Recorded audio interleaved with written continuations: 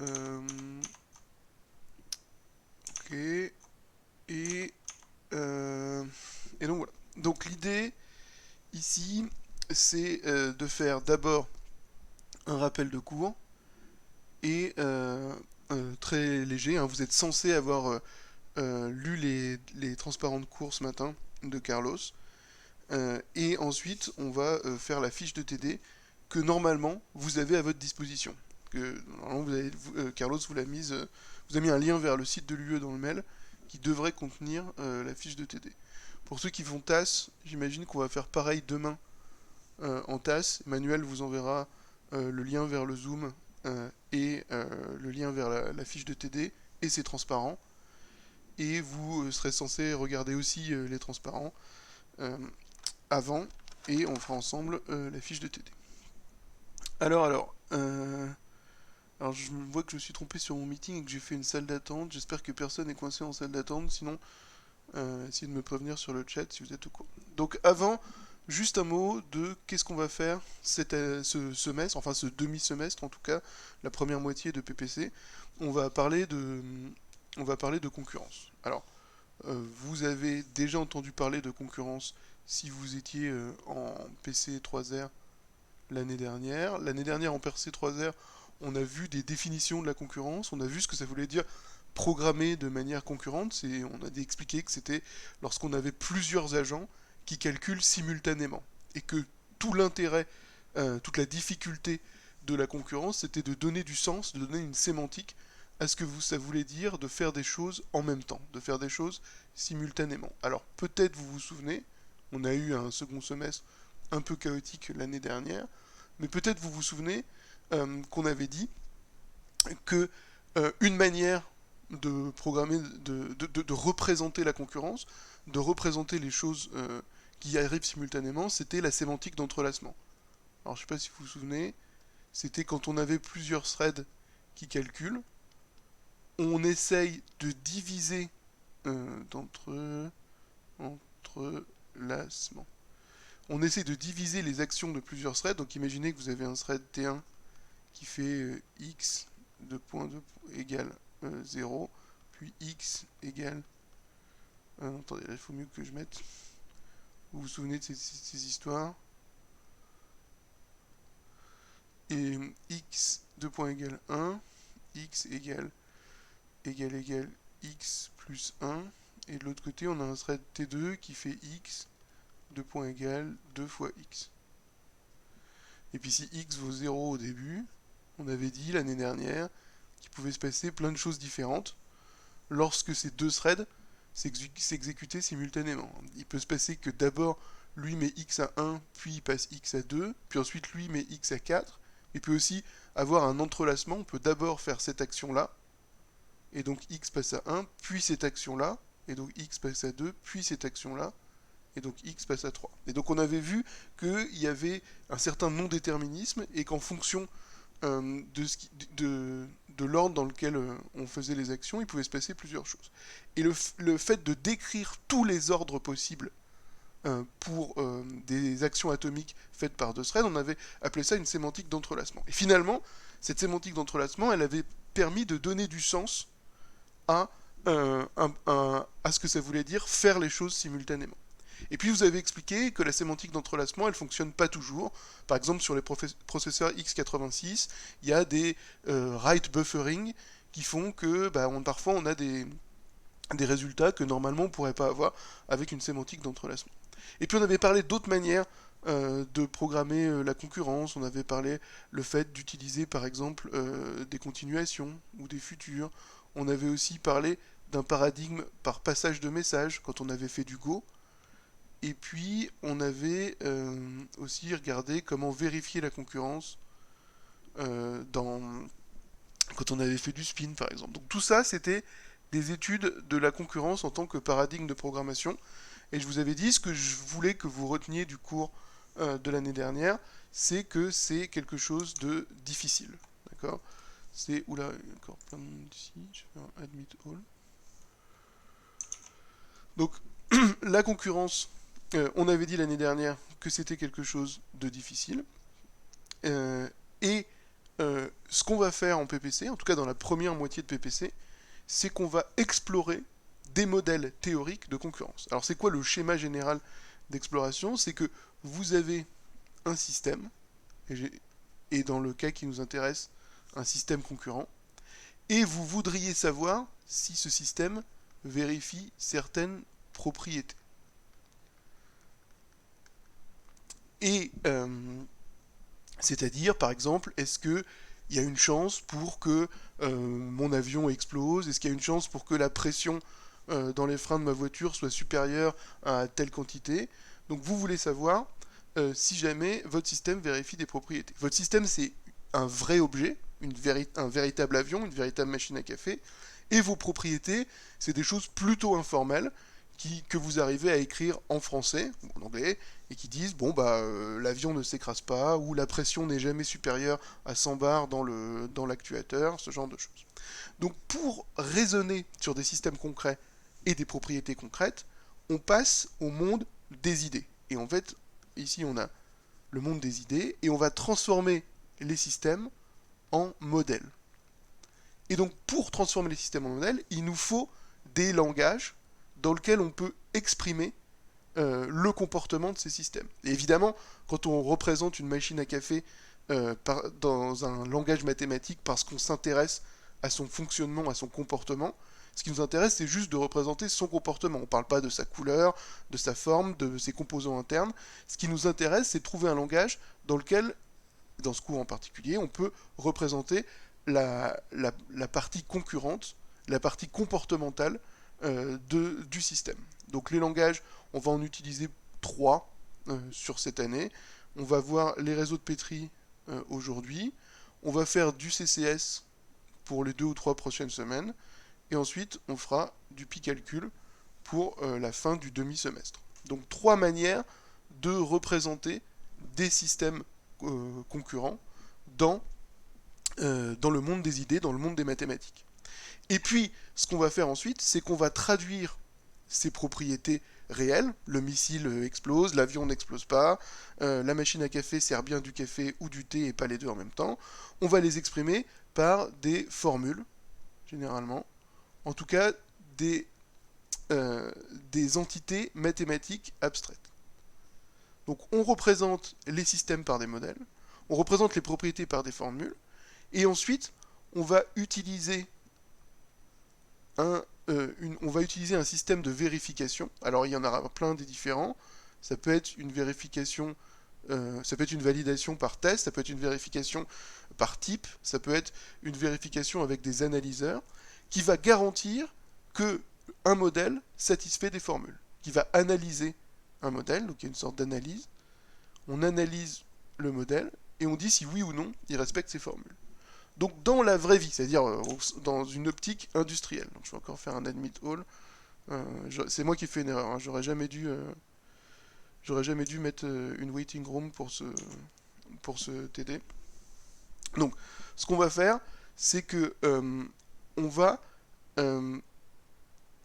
si on a un vérificateur, et souvent c'est cette partie-là, cette vérification, cette analyse, c'est quelque chose qui est fait par des scientifiques ou avec une base scientifique, qui est parfois prouvé dans des prouveurs de théorèmes, et donc c'est quelque chose qui est plutôt sûr.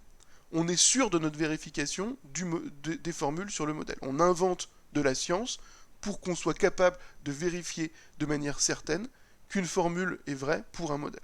Mais évidemment, ces deux morceaux-là, le fait de transformer un système en modèle et de transformer une propriété en formule, c'est des choses desquelles on n'est jamais totalement sûr. D'accord? Quand vous modélisez votre machine à café en la représentant par un processus mathématique, est-ce que vous êtes sûr que vous avez bien représenté tout ce qu'il fallait et que ce qu'il fallait au niveau comportemental de votre machine à café? Quand vous exprimez une formule qui est l'avion n'explose pas par l'état suivant n'est jamais atteint, est-ce que vous avez trouvé la bonne formule qui modélise bien votre propriété? Donc ça aussi, c'est des questions qu'on se pose quand on essaye de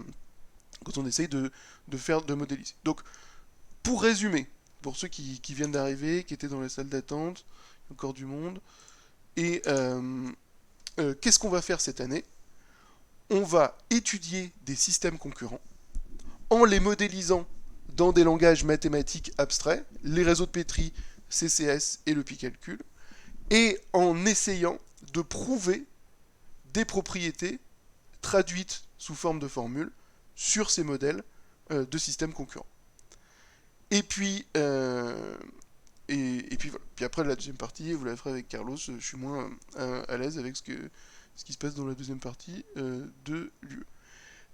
Donc voilà. Donc on va voir comment on peut parler du comportement d'un système, on va voir comment on peut modéliser des systèmes, et on va voir comment on peut prouver des choses, ou en tout cas dire des choses sur des systèmes.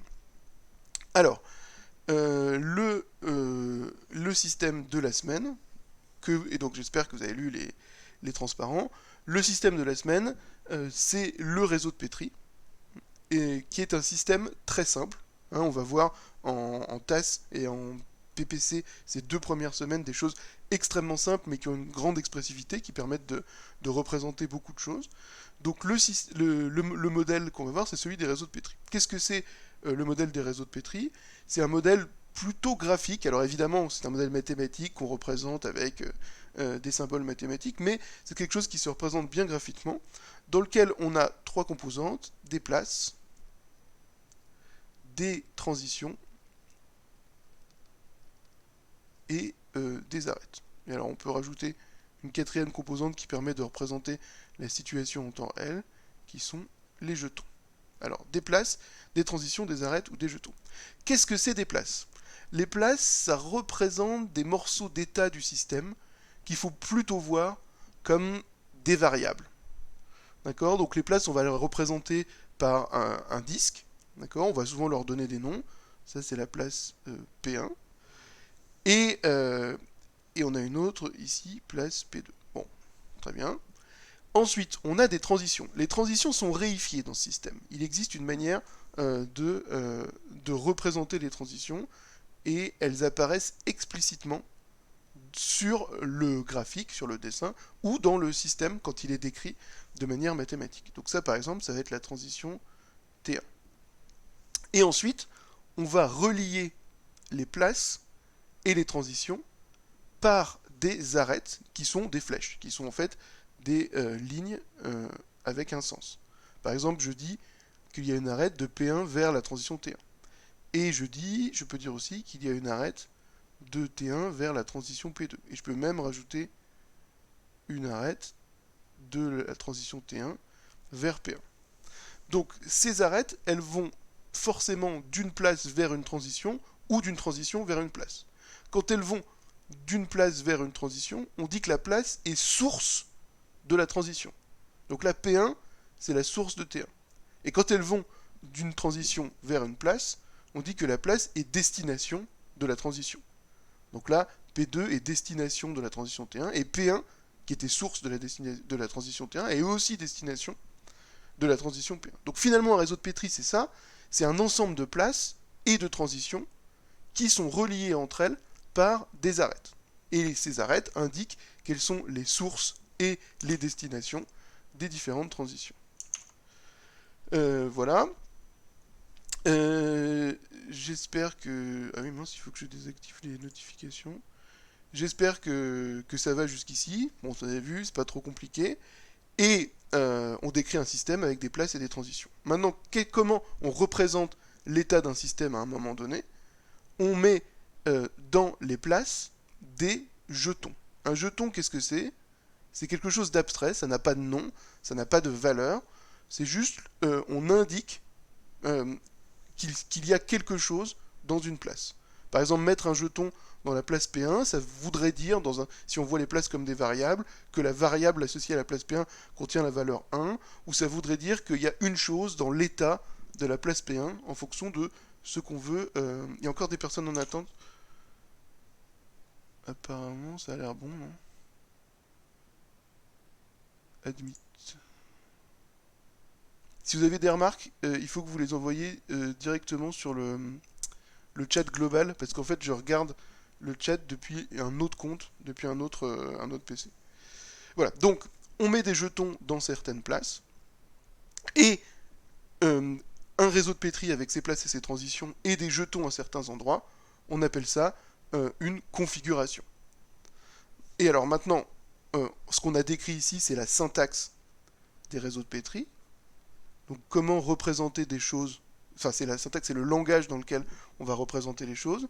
Et pareil, si vous avez des questions à n'importe quel moment, c'est important que vous m'interrompiez. Faites-le par le chat de Zoom, que je puisse le voir avec mon autre écran. Donc ça c'est la syntaxe, et quand on a un langage, on doit toujours donner sa syntaxe, c'est-à-dire qu'est-ce que c'est ce langage, comment je représente un objet, une instance, un mot, une phrase dans ce langage.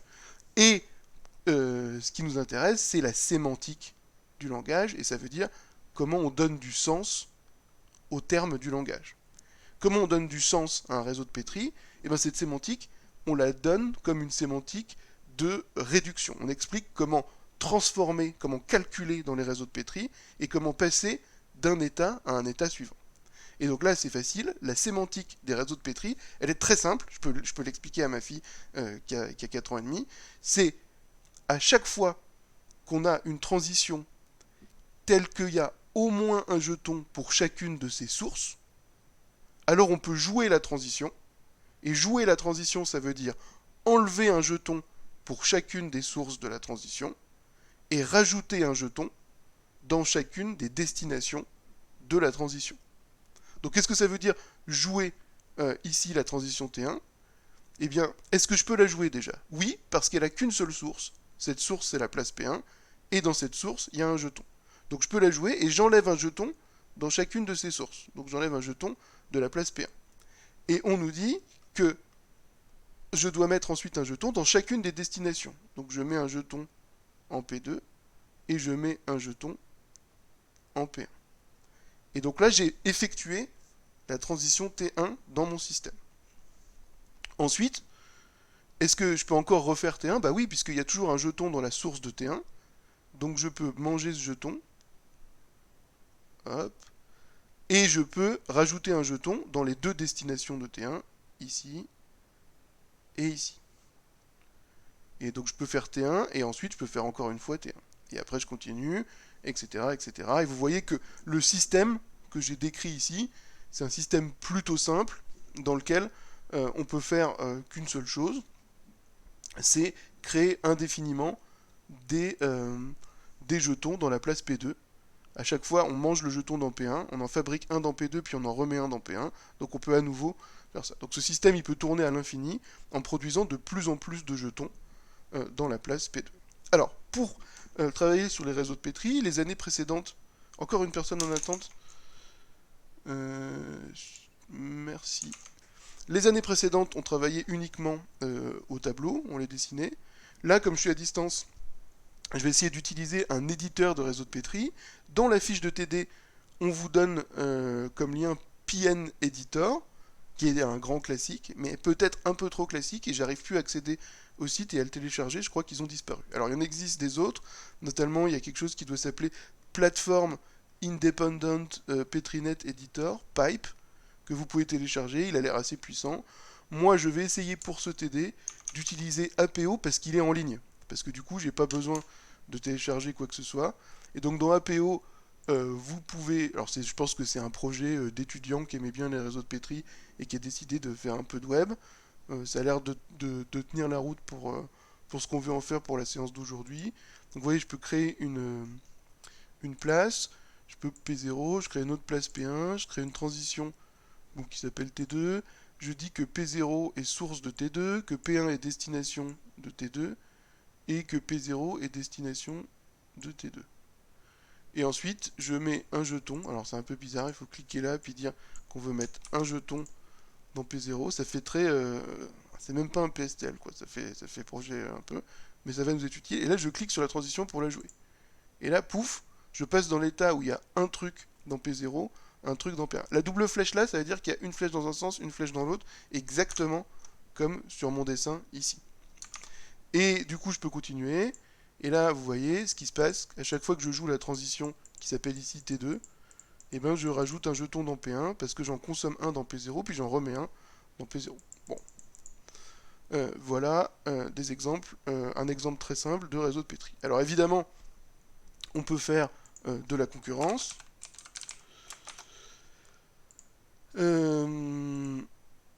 un exemple de réseau concurrent, par exemple, ce serait de dire ici j'ai une place dans laquelle au début j'ai un jeton. Et ensuite j'ai une transition là et une transition là. Une place gagnée, une place perdue, par exemple. Et alors il a fait un truc un peu jiggly. Voilà. Et donc là, vous voyez que quand je suis dans cette configuration, je peux passer dans... il y a deux transitions qui sont vertes. Il y a deux transitions que j'ai le droit de faire. Soit T1, soit T2. Si je décide de faire d'abord T1, eh bien, ensuite, plus aucune transition n'est disponible. Et j'arrive dans un état où j'ai 1 dans P3 et rien du tout dans P4. Alors là, j'ai l'impression qu'on n'a pas le choix et qu'il faut tout refaire à la main. Si je reviens à la configuration initiale, mais que plutôt que de prendre T1, je choisis T2, alors j'arrive dans une configuration où il y a un 1 dans P4, 0 dans P3, et je ne peux plus rien faire. Donc vous avez de la concurrence, je vous ai dit l'année dernière, la concurrence c'est le non-déterminisme plus la non-confluence. Donc c'est non-déterministe parce qu'on peut choisir entre deux transitions, et c'est non-confluent parce que si on choisit une des deux, eh bien on ne peut pas revenir, on ne peut pas récupérer le choix qu'on a fait. Si on a choisi de mettre le 1 dans P4 parce qu'on a choisi de jouer la transition T2, alors on est mort pour mettre quelque chose dans P3. Ce ne sera plus jamais possible. Donc vous verrez demain en TAS, pour ceux qui font TAS, que le lambda calcul, il est non déterministe, mais il est confluent. C'est-à-dire quand on choisit de faire une chose plutôt qu'une autre, on peut toujours retomber sur ses pattes. Mais nous, ce qu'on étudie en PPC, c'est de la concurrence. Et ici, par nature, c'est non concurrent les réseaux de Petri. Enfin, pardon, c'est concurrent, donc non confluent, les réseaux de Petri. Alors, passons plutôt au TD. Et donc, si vous voulez expliquer la notion de jeton, oui, bien sûr. Alors, la notion de jeton, c'est une manière de quantifier les variables d'une configuration. C'est-à-dire, un réseau de Petri, si je mets rien dedans, on peut voir ça comme un canevas vide dans lequel on peut calculer des choses. Et pour commencer à calculer des choses, il faut que je donne une valeur initiale, une configuration initiale à mon système. Et cette configuration initiale, je la donne en quantifiant mes places avec un nombre de jetons qui se trouve initialement dans cette place. Donc si je mets 3 jetons dans la place P0, ça veut dire que la place P0 a la valeur 3 dans la configuration initiale. Ici, c'est représenté par des nombres. Sur les dessins, souvent, on les représente les jetons par des points, tant que c'est possible de le faire. Et les jetons sont là pour représenter l'état courant d'un système. Donc quand vous voulez parler de l'état courant d'un système, vous devez parler de l'ensemble des jetons qui existent à un moment donné dans le système. Par exemple, là, il y a 3 jetons en P0, donc on est dans l'état où P0 est à 3, si vous voulez, où il y a 3 jetons dans la place P0, et où il n'y a rien dans les places P3 et P4. Et de cette configuration, je vais pouvoir passer à une autre configuration, et les jetons permettent de jouer le jeu des transitions. Vous vous souvenez, une transition, j'ai le droit de la faire s'il y a un jeton pour chacune de ses sources. Et ce qu'elle va faire, cette transition, c'est qu'elle va enlever le jeton dans sa source, et qu'elle va le mettre dans chacune de ses sources, et qu'elle va mettre un jeton dans chacune de ses destinations. Donc là, si je fais T1, vous voyez, j'ai enlevé un jeton de P0, et j'ai mis un jeton en P3. Si je refais T1, je passe là, si je fais T2, je passe là. Donc l'ensemble du nombre de jetons dans chaque place, ça donne l'état actuel du système dans son ensemble. L'état actuel du système dans son ensemble, c'est le canevas plus le nombre de jetons dans chacune des places. Et donc les jetons, ils servent à ça, à représenter un état particulier, et les règles de la sémantique du langage, elles nous disent comment utiliser ces jetons pour passer d'un état à un autre. Donc on représente l'état d'un système avec des jetons qui se trouvent dans des places. Alors évidemment, comme ça, de but en blanc, ça paraît un petit peu compliqué de lier l'état d'un système industriel, les actuateurs d'un avion, ou à juste un ensemble de jetons dans des places. Et donc c'est un des buts du TD d'aujourd'hui, c'est essayer de vous donner une idée, pas de montrer formellement, mais de vous donner une idée de comment on peut représenter des choses avec ces réseaux de Petri. Alors, on souhaite représenter une machine à café. La machine à café, c'est le système de base, l'exemple de base dans les papiers de concurrence. Et les chercheurs en en concurrence. On peut faire un peu d'épistémologie prospective et puis se douter que c'est parce que quand ils réfléchissaient à la concurrence, ils devaient être à proximité d'une machine à café, qu'ils ont choisi autant d'exemples qui sont des machines à café. Et vous allez voir que ce qui est intéressant dans les machines à café, c'est cette notion de choix et de choisir quelque chose entre deux options. Et on l'a vu tout à l'heure, le fait que c'est non déterministe et parfois concurrent, qu'on ne peut pas revenir en arrière. Donc là, on doit faire une machine à café qui peut accepter des pièces, qu'on peut appuyer sur deux types de boutons, le thé ou le café. Quand on appuie sur un bouton, si une pièce est présente et s'il n'y a pas de gobelet dans le réservoir, la machine sert la boisson requise. Et pour boire la boisson, le client retire le gobelet de la machine. Bon. Alors, qu'est-ce qu'on peut faire pour faire ça? On va essayer de faire une première machine à café. Et cette machine à café, on va essayer de modifier. À tout moment, elle peut accepter des pièces. Donc ce qu'on va faire, c'est qu'on va faire une place qui va s'appeler la place pièce, dans laquelle dans laquelle à tout moment quelqu'un peut mettre des pièces. Comment on représente le fait qu'à tout moment quelqu'un peut mettre des pièces? On peut faire une transition, qu'on va appeler la transition mettre-pièce, ou dépenser par exemple. La transition dépenser, et faire que pièce est une destination de dépenser, mais que dépenser n'a pas de source. Alors qu'est-ce que ça veut dire dans le monde des réseaux de Petri? Une transition qui n'a pas de source. Et bien en fait, une transition qui n'a pas de source, c'est une transition qu'on peut jouer à tout moment, puisque la condition pour jouer une transition, c'est qu'il y ait une pièce dans chacune de ses sources. Quantification sur l'ensemble vide, s'il n'y a pas de source, alors à tout moment, on peut jouer la transition. Donc là, vous voyez, à tout moment, je vais pouvoir cliquer sur ma transition et faire arriver des pièces dans la place pièce. Donc cette place pièce, elle va nous servir à représenter le nombre de pièces qui sont actuellement dans la machine. D'accord?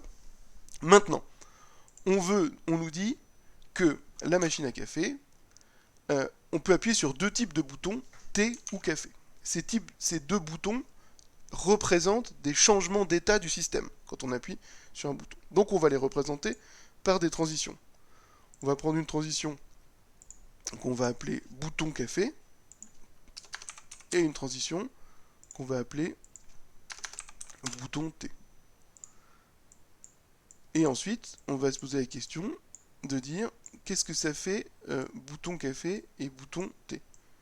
Alors, pour appuyer sur le bouton du café, il faut qu'il y ait une pièce dans la machine. Et pour appuyer sur le bouton du thé, il faut qu'il y ait une pièce dans la machine, sinon ces boutons sont désactivés. Et qu'est-ce qui se passe quand on appuie sur le bouton du café ou sur le bouton du thé? Dans le comportement de la machine, ça va nous mettre dans un état différent, qui est l'état d'être en train de servir du thé, ou l'état d'être en train de servir du café. Donc ici, on va mettre sert café. Et ici, on va mettre sert thé. Donc voilà, alors bien sûr, il n'y a pas de solution unique à la représentation d'un système dans un modèle. Cette histoire de... On nous décrit le système, et nous, on doit écrire un modèle dans notre langage formel qui représente ce système. Il n'y a pas de solution unique. Peut-être que vous, si vous le faites vous-même, vous allez décrire une autre machine qui est différente de celle-là. Les places ne seront pas exactement au même moment. Il y aura peut-être plus de places ou moins de places. Mais ça ne veut pas dire qu'il y en a un qui est forcément mieux que l'autre. C'est ce que je vous disais. C'est compliqué, cette partie dans l'industrie, de se dire le modèle que j'ai fait, est-ce qu'il représente bien le système concret? Alors quand les systèmes concrets sont des programmes, plutôt que des objets manufacturés, c'est un peu plus facile parce que les programmes, on en a toujours une description formelle, donc on peut comparer la description formelle du programme avec la description formelle du modèle. Alors, donc là, on peut mettre des pièces. Ensuite, on peut appuyer sur le bouton du café ou le bouton du thé. Et ensuite, ça sert un café ou ça sert un thé. Donc on arrive dans l'état où le café ou le thé est servi. Et là, on nous dit, si une pièce est présente et s'il n'y a pas de gobelet dans le réservoir, la machine sert la boisson requise. Alors, ça veut dire qu'en fait, pour arriver dans l'état servir du café, c'est-à-dire pour appuyer sur le bouton du café de manière et que ça marche, il faut aussi qu'il n'y ait pas de pièce qu'il n'y ait pas de gobelet présent dans le dans le réservoir de la machine. Donc ce que j'ai voulu dire en écrivant cet exercice, c'est imaginer que vous commandez une boisson, le gobelet tombe dans la machine, vous pouvez pas, même s'il y a des pièces dans la machine, en recommander une deuxième tant que vous n'avez pas enlevé le gobelet de la machine. Donc comment on fait pour représenter ça? Eh bien, c'est là où ça peut peut-être choquer ceux qui n'ont pas l'habitude. On va représenter l'absence de gobelet par le fait d'avoir un jeton dans une place. Et donc on va créer une nouvelle place qu'on va appeler qu'on va appeler pas absence gobelet. Et on va demander à ce que cette absence de gobelet soit une condition pour appuyer sur le bouton du thé ou sur le bouton du café. Et en plus, on va demander que quand on commence, il n'y ait pas de gobelet dans la machine, et donc qu'il y ait un jeton dans la place absence gobelet. Voilà. Une fois qu'on sert du café, qu'on arrive dans l'état servir du café ou du thé, qu'est-ce qui peut se passer? Eh bien la personne peut boire. Donc soit elle boit du thé, donc elle prend son gobelet, donc on va écrire ici prend café, et à côté on va mettre une transition prend thé.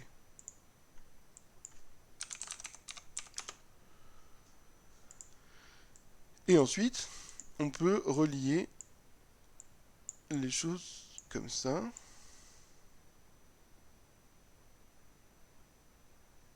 Non, est-ce que j'ai besoin de relier? Non. Donc je réfléchis. Si j'arrive ici, que la machine vient de servir du café, la transition prendre le café, qu'est-ce que ça fait pour la machine? Ça fait que si jamais il n'y avait plus de gobelet ici, ça en remet un. Donc il faut que je mette ces deux transitions comme ça. Et là, je commence à avoir quelque chose qui peut ressembler au comportement qui était décrit dans la spécification. Pour boire la boisson, le client retire le gobelet de la machine, on appuie sur un bouton, la pièce est présente, etc. Donc là, j'essaye de jouer ici. J'ai une transition dépensée que je peux jouer à tout moment et qui rajoute des pièces dans la place pièce. Là, vous voyez sur mes 4 transitions, il y en a 4 qui sont rouges et il n'y en a qu'une seule qui est verte. Il n'y en a qu'une seule que je peux jouer, c'est rajouter une pièce en faisant dépenser. À ce moment-là, vous voyez que ces deux-là deviennent disponibles, mais j'ai toujours dépensé qui est disponible. Donc je peux toujours rajouter une pièce. Donc là, j'ai 2 pièces dans la machine, 3 pièces dans la machine, par exemple. Et là, j'ai bouton de café ou bouton du thé. Si j'appuie sur le bouton du café, qu'est-ce qui se passe? Bloup, ça a mangé une pièce et ça a mangé le jeton dans la place absence de gobelet. On a fait cette place pour représenter de manière négative le fait que s'il n'y a pas de gobelet, il y a un jeton dans cette place. Et puis s'il n'y a pas de jeton dans cette place, ça veut dire qu'il y a un gobelet qui est présent. Donc là, une fois que j'ai fait appuyer sur le bouton du café, qu'est-ce qui se passe? Un café est servi. Donc j'ai un jeton dans la place sert café. Et je n'ai plus de jeton dans la place absence gobelet. Donc ça veut dire qu'il n'y a pas d'absence de gobelet, donc il y a une présence de gobelet. Et donc je ne peux pas rejouer le bouton du café ou le bouton du thé, même si j'ai 2 pièces qui sont dans la machine. Je ne peux pas prendre de thé parce qu'il n'y a pas de thé. La seule chose que je peux faire, c'est prendre du café. Donc je fais la transition prendre du café, ça mange le jeton qui représentait le fait que le café est servi, il est plus servi puisque je l'ai pris, et ça remet un jeton dans la place absence gobelet, parce que maintenant il y a à nouveau l'absence gobelet vu que j'ai pris le gobelet. Et à ce moment-là, je peux refaire les 3 choses initiales, soit remettre des pièces dans la machine, soit faire le bouton du café, le bouton du thé. Si je fais le bouton du thé, vous voyez, il y a juste prendre du thé qui devient disponible, et à chaque fois, il y a cette histoire de il faut qu'il y ait absence gobelet pour que je puisse appuyer sur un bouton.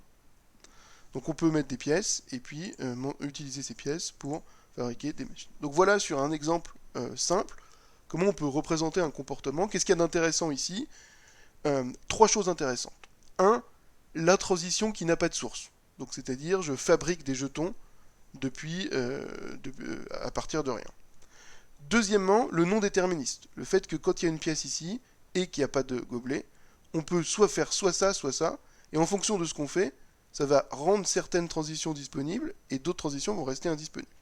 Donc, pourquoi dépenser reste vert? Parce qu'on peut toujours dépenser des pièces. Je vous ai dit que pour jouer une transition, il faut qu'il y ait au moins un jeton pour chacune de ces sources. Or, la transition dépensée n'a pas de source. Donc la condition pour chacune de mes sources, il existe au moins un jeton, elle est tout le temps vraie. C'est la quantification sur l'ensemble vide. Comme elle n'a pas de source, il y a toujours un jeton pour toutes ces sources, pour chacune de ces sources. Donc on peut toujours la faire, c'est une transition qui n'a pas de source, qui a juste des destinations. Donc à chaque fois qu'on choisit de la faire, on peut remettre une pièce à un autre endroit. Alors on pourrait faire un réseau un petit peu différent. On pourrait faire une pièce par exemple, une place qu'on appellerait porte-monnaie, dans laquelle on met initialement, qui représente le porte-monnaie du client, dans laquelle on met initialement 100 francs, et puis on dit que dépenser, ça a besoin qu'il y ait une pièce dans le porte-monnaie pour dépenser. Donc à ce moment-là, on a quelque chose de similaire, sauf que le nombre de pièces dans le porte-monnaie baisse à chaque fois. Et voilà. Mais c'était important pour moi de vous montrer l'existence de transitions qui n'ont pas de source. Et pareil, si vous regardez le cours de Carlos, vous verrez qu'il est possible d'écrire des transitions qui n'ont pas de destination. D'accord? Donc ça, c'est une transition qui mange des choses dans une place, qui mange des jetons dans une place sans jamais en recréer. Et donc elle est disponible tant qu'il y a des jetons dans la place initiale. Et puis vous voyez, elle peut la vider. Et puis elle devient indisponible au moment où il n'y a plus de jetons dans la place de ses sources. Voilà. Alors, les trois choses que je voulais vous montrer, les trois caractéristiques intéressantes de cette machine, c'est cette transition qui n'a pas de source, le non-déterminisme ici qui fait qu'en fonction de ce qu'on choisit, il y a deux transitions qui sont disponibles quand on arrive là, et en fonction de celle qu'on prend, on n'arrive pas dans le même état et il ne se passe plus les mêmes transitions possibles.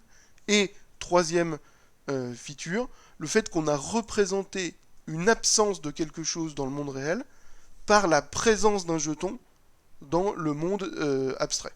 Donc ici on a une place pour représenter l'absence d'un gobelet dans le réservoir. Et pour appuyer sur le bouton T, il faut qu'il n'y ait pas de gobelet dans le réservoir. Et quand on prend le T pour le boire, on enlève le gobelet, donc on rajoute un jeton dans la place qui représente l'absence de gobelet. Alors, qu'est-ce qu'on nous demande après? Proposer un réseau de Petri, on l'a fait. Donner sa description formelle et sa matrice d'incidence. Alors, sa description formelle du réseau de Petri, est-ce que je peux faire un truc intelligent avec mon tableau? Non, je ne peux pas faire un truc intelligent avec mon tableau. Du coup, je vais ici donner la description formelle du réseau de Petri. Alors, je vais le redessiner ici. On a une transition dépensée.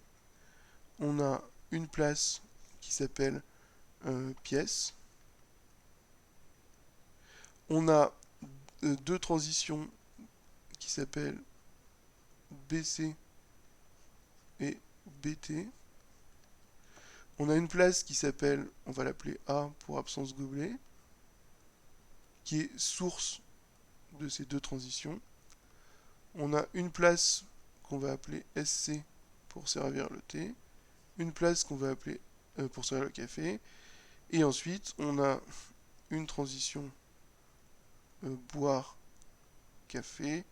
Je vais mettre un B majuscule parce que j'ai déjà pris le B minuscule, et ça rajoute le gobelet, et ici on a une transition boire thé qui rajoute le gobelet. Donc ça ressemblait à ça. Ouais, c'est ça.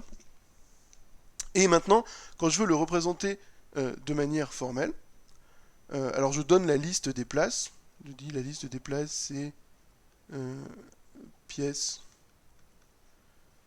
Il n'y a que 4 places. Absence gobelet, service café, service thé. Je donne l'ensemble des transitions. c'est dépenser, bouton café, bouton thé, boire café, boire thé. La liste des places, la liste des transitions, et après je dois dire comment passer, je dois donner la sémantique. La sémantique, elle est donnée par les sources et les destinations de chacune des transitions. Et donc pour ça, on peut donner une matrice d'incidence. Alors je regarde juste dans le cours de Carlos, qu'est-ce qu'il a mis en ligne, qu'est-ce qu'il a mis en colonne. Dans sa matrice d'incidence ici, voilà, donc il y a les matrices prêt et post. La matrice prêt, elle dit combien de jetons il faut dans quelle place pour servir quelle transition. Donc pour savoir, euh, là c'est post T1, donc là il a mis les transitions en colonne et il a mis les places en ligne. Donc on va faire une matrice pour représenter notre avec les transitions en colonne et les places en ligne. Donc des transitions, on en a 5, donc ça fera une matrice à 5 colonnes. Et des places, on en a 4, donc ça fera une matrice à 3 lignes. Euh, non, à 4 lignes. Voilà. Donc là, c'est les transitions, dépenser, bouton du café, bouton du thé, boire le café, boire le thé. Et là, c'est les lignes, les places, la place pièce, la place absence de gobelet, la place SC, la place ST. Donc on va faire deux matrices, la matrice prêt et la matrice post. La matrice prêt, elle nous dit, pour faire cette transition, combien il faut de jetons dans chacune des places. Donc là, normalement, c'est quelque chose que vous pouvez faire, c'est assez trivial. Hein. Pour faire la transition DEP, combien il faut qu'il y ait de place dans... Combien il faut qu'il y ait de jetons dans pièce? Bah 0, puisqu'on n'a pas besoin qu'il y ait des jetons dans pièce. Combien qu'il faut qu'il y ait de jetons dans A? 0, 0 et 0. Vous vous souvenez, dépenser, c'est quelque chose qui n'a pas de source. Donc dans la matrice prêt qui représente les sources de chacune des transitions, il n'y aura que des zéros dans cette colonne. Pour faire baisser, il faut qu'il y ait une pièce, un jeton dans pièce, et il faut qu'il y ait un jeton dans absence de gobelet. Pour faire le bouton du thé, il faut qu'il y ait une pièce, absence de gobelet. Pour boire du café, bah, il faut que le café soit servi. Et pour boire du thé, il faut que le thé soit servi. Donc ça, c'est la matrice prêt. Ensuite, on va faire la matrice post.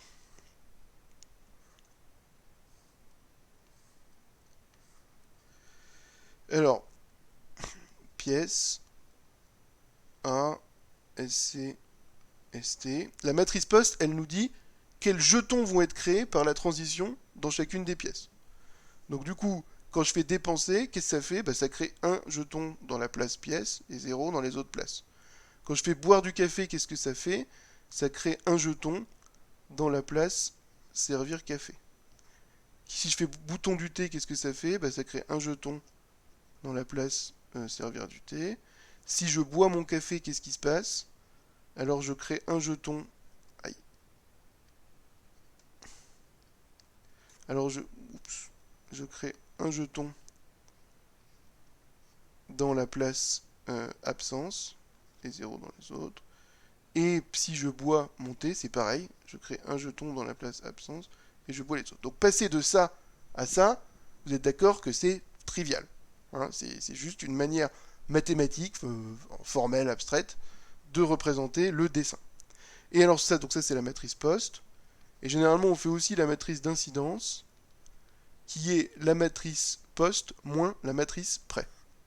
Donc c'est une matrice moins l'autre, et ça nous dit pour chaque transition comment la configuration change de manière globale. Voilà. Hop. Allez, fais ta gomme.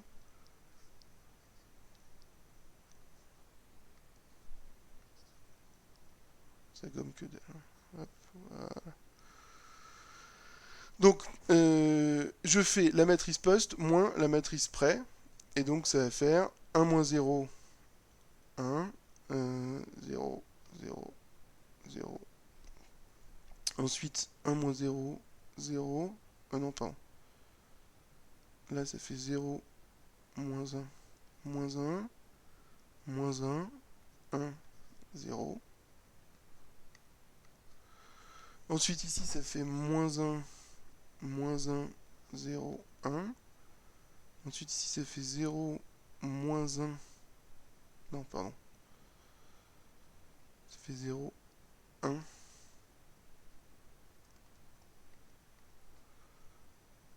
Moins 1, 0. Et ici ça fait 0, 1, 0, moins 1. Donc c'est la matrice là moins la matrice là. Et du coup ça représente comment chaque transition fait changer globalement le nombre de jetons. Cette transition là elle rajoute la transition dépensée, elle rajoute un jeton dans la place pièce. Cette transition là, la transition boire du café, elle rajoute un jeton dans la place absence de gobelet et elle enlève un jeton dans la place service café. D'accord?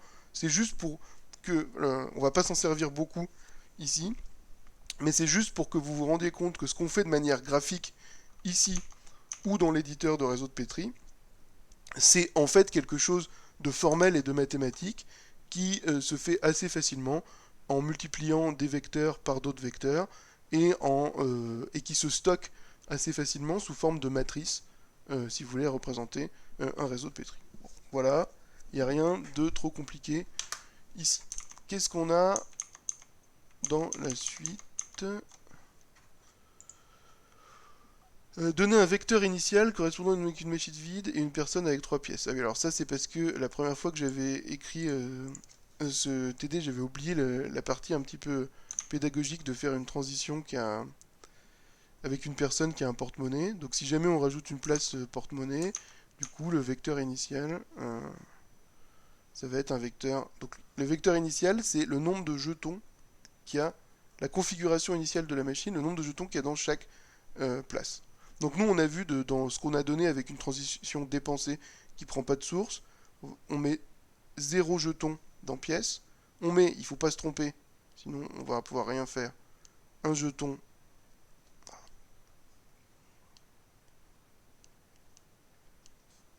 dans A, on met 0 jeton dans C et 0 jeton dans T. Donc là, nous on n'a pas de porte-monnaie, je crois que c'est pédagogiquement plus intéressant sans porte-monnaie. Et du coup, un vecteur initial, une configuration initiale, il faut bien penser à mettre son jeton dans le truc absence gobelet. Si on met pas de jeton au début là-dedans, bah on va être bloqué parce que on pourra jamais appuyer sur le bouton du café ou du thé. Donc un vecteur initial pour nous, c'est 0, 1, 1, 0. Et après, on nous dit calculer des séquences possibles et donner leur vecteur caractéristique. Donc l'idée, c'est on part de ce vecteur-là, 0, 1, 0, 0, et on regarde ce qu'on peut faire à partir de ce vecteur. Qu'est-ce qu'on peut faire à partir de ce vecteur? On peut, pour savoir si on peut faire quelque chose, il faut regarder si on a un vecteur qu'on peut soustraire à celui-là dans la matrice près. Par exemple, la matrice près, elle nous dit il faut une pièce, il faut un jeton dans pièce, un jeton dans A. Donc on ne va pas pouvoir faire cette transition-là parce que nous, on en a 0 dans pièce et 1 dans A. On ne peut pas non plus faire celle-là parce qu'on n'a rien dans pièce. On ne peut pas faire cette transition-là parce qu'on n'a rien dans SC. Et on ne peut pas faire cette transition-là parce qu'on n'a rien dans ST. Du coup, la seule transition qu'on peut faire, c'est DEP. Si on fait DEP, parce qu'il y a besoin de rien pour faire DEP, c'est ça qui est bien. Si on fait DEP, dans quoi on arrive? Bah, on arrive dans un vecteur où on ajoute le poste de DEP. Donc on ajoute 1 dans la première place et 0 dans les autres. Donc on va arriver en 1, 1, 0, 0. Une fois qu'on est là, qu'est-ce qu'on peut faire? Alors, je fais une tentative d'interaction pédagogique avec le chat de Zoom. Est-ce que vous pouvez me dire, est-ce qu'il y a des transitions possibles depuis ce vecteur? Et si oui, laquelle ou lesquelles? Est-ce que quelqu'un arrive à voir? Quand je suis dans le vecteur 1, 1, 0, donc j'ai une pièce, un jeton dans pièce, un jeton dans A, qu'est-ce que je peux faire comme transition? Alors très bien, je peux faire BC ou BT, puisque regardez, j'ai une pièce là, et pour BC, il faut exactement une pièce là, une pièce là, pour BT, il faut exactement une pièce là ou pièce là. Mais, et là c'est très bien d'avoir précisé, je peux aussi faire DEP, puisque je suis aussi dans les conditions de DEP. Donc en fait, je peux faire 3 transitions différentes depuis ce vecteur, soit je fais dep, soit je fais bc, soit je fais bt. Si je fais dep, j'arrive dans quel vecteur? J'arrive dans le vecteur où j'ai une pièce de plus en haut, donc je suis à 2, 1, 0, 0. Si je fais bc, qu'est-ce que je fais? Je consomme mes deux pièces ici et je rajoute un SC. Donc j'arrive en 0, 0, 1, 0. Et si je fais PT, c'est la même, sauf que j'arrive dans le dernier. Donc vous voyez que de cette première configuration, on pouvait faire qu'une seule transition et arriver là. Et de cette configuration-là, on peut faire trois transitions différentes, arriver là. Si vous vous souvenez tout à l'heure, je reprends, je mets 0 pièce ici. Voilà, et vous voyez initialement j'ai qu'une transition, et vous voyez bien avec la couleur pédagogique verte ici, que après avoir fait une fois dépensé, j'ai 3 transitions possibles que je peux faire. Je peux faire soit dépenser, soit baisser, soit BT. Et après, bien sûr, à partir de ces choses-là, vous pouvez partir dans plein de directions différentes à chaque fois. La condition qu'on avait mis au début du TD, c'était que on peut toujours mettre des pièces dans la machine. Donc de toute façon, à partir de chaque configuration, vous pourrez toujours faire la transition DEP. Voilà comment on représente formellement un réseau de Petri et comment on calcule dans un réseau de Petri. On prend des vecteurs et on applique les transitions aux vecteurs. En fait, il suffit d'ajouter la matrice, la colonne qu'on veut de la matrice d'incidence au vecteur pour effectuer une transition. Et pour savoir si une transition est possible, il faut regarder si on a plus de jetons dans les bonnes places que celles dans la matrice près. Donc voilà. On a plutôt répondu calculer des séquences totales possibles. Il n'y a pas de séquence totale ici puisqu'on n'a pas de porte-monnaie, puisqu'on peut toujours faire dep. Total, ça veut dire qu'on ne peut pas refaire une transition après. Expliquer pourquoi à tout moment on ne peut avoir dans la poubelle plus de gobelets que de pièces que la personne possède initialement. Alors cette question-là on va l'ignorer puisque maintenant on a pu faire les pièces. Et reprendre les questions 1 et 2 en supposant qu'un thé coûte une pièce et un café 2 pièces. Alors là on va le faire directement ici. On peut rajouter des poids sur les arêtes. Par exemple ici, qu'est-ce qui est cher? C'est le thé ou le café? C'est le café qui est cher. Donc là ce que je peux faire, c'est que je peux dire que pour la source de la transition bouton T, je peux pondérer ici ma... Attendez, comment je fais? Je peux pondérer mon arête avec un 2. Et là, ça veut dire il faut qu'il y ait 2 jetons dans la place de cette source pour que la transition fonctionne, pour que la transition soit jouable. Et en plus, quand je la joue, je prends 2 jetons. Donc redémarrons ici avec 0 pièce dans mon système. Je peux dépenser. Et là, vous voyez, si j'ai qu'une pièce, je ne peux pas faire la transition bouton T. Parce qu'elle demande à ce qu'il y ait 2 jetons dans la place pièce. Donc je peux lancer un café. Sinon, si je dépense, encore une fois, si j'ai 3 pièces par exemple, alors je peux boire du thé. Et là, vous voyez, ça enlève 2 pièces. Il m'en reste qu'une. Et après, je continue. Donc là, à ce moment-là, si on reprend notre exemple de tout à l'heure ici, on doit avoir quelque chose qui dit que de notre vecteur initial, on peut faire dépenser, et on arrive dans un truc où on peut faire encore dépenser, mais on ne peut pas faire le bouton du thé. On peut juste faire le bouton du café. Par contre, si on arrive si on fait dépenser, on aura 2 pièces, et donc on pourra encore faire dépenser, ou le bouton du café, ou le bouton du thé. Voilà, c'est juste pour vous dire que vous pouvez mettre des poids sur les arêtes, et à ce moment-là, vous changez la sémantique de ce que vous faites.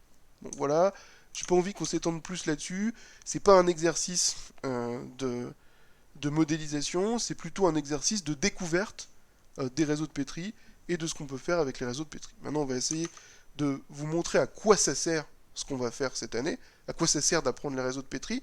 C'est quand même quelque chose qui est assez vieux, historiquement, et il continue à y avoir des conférences entièrement dédiées au réseau de Petri, avec des gens qui continuent à travailler dessus.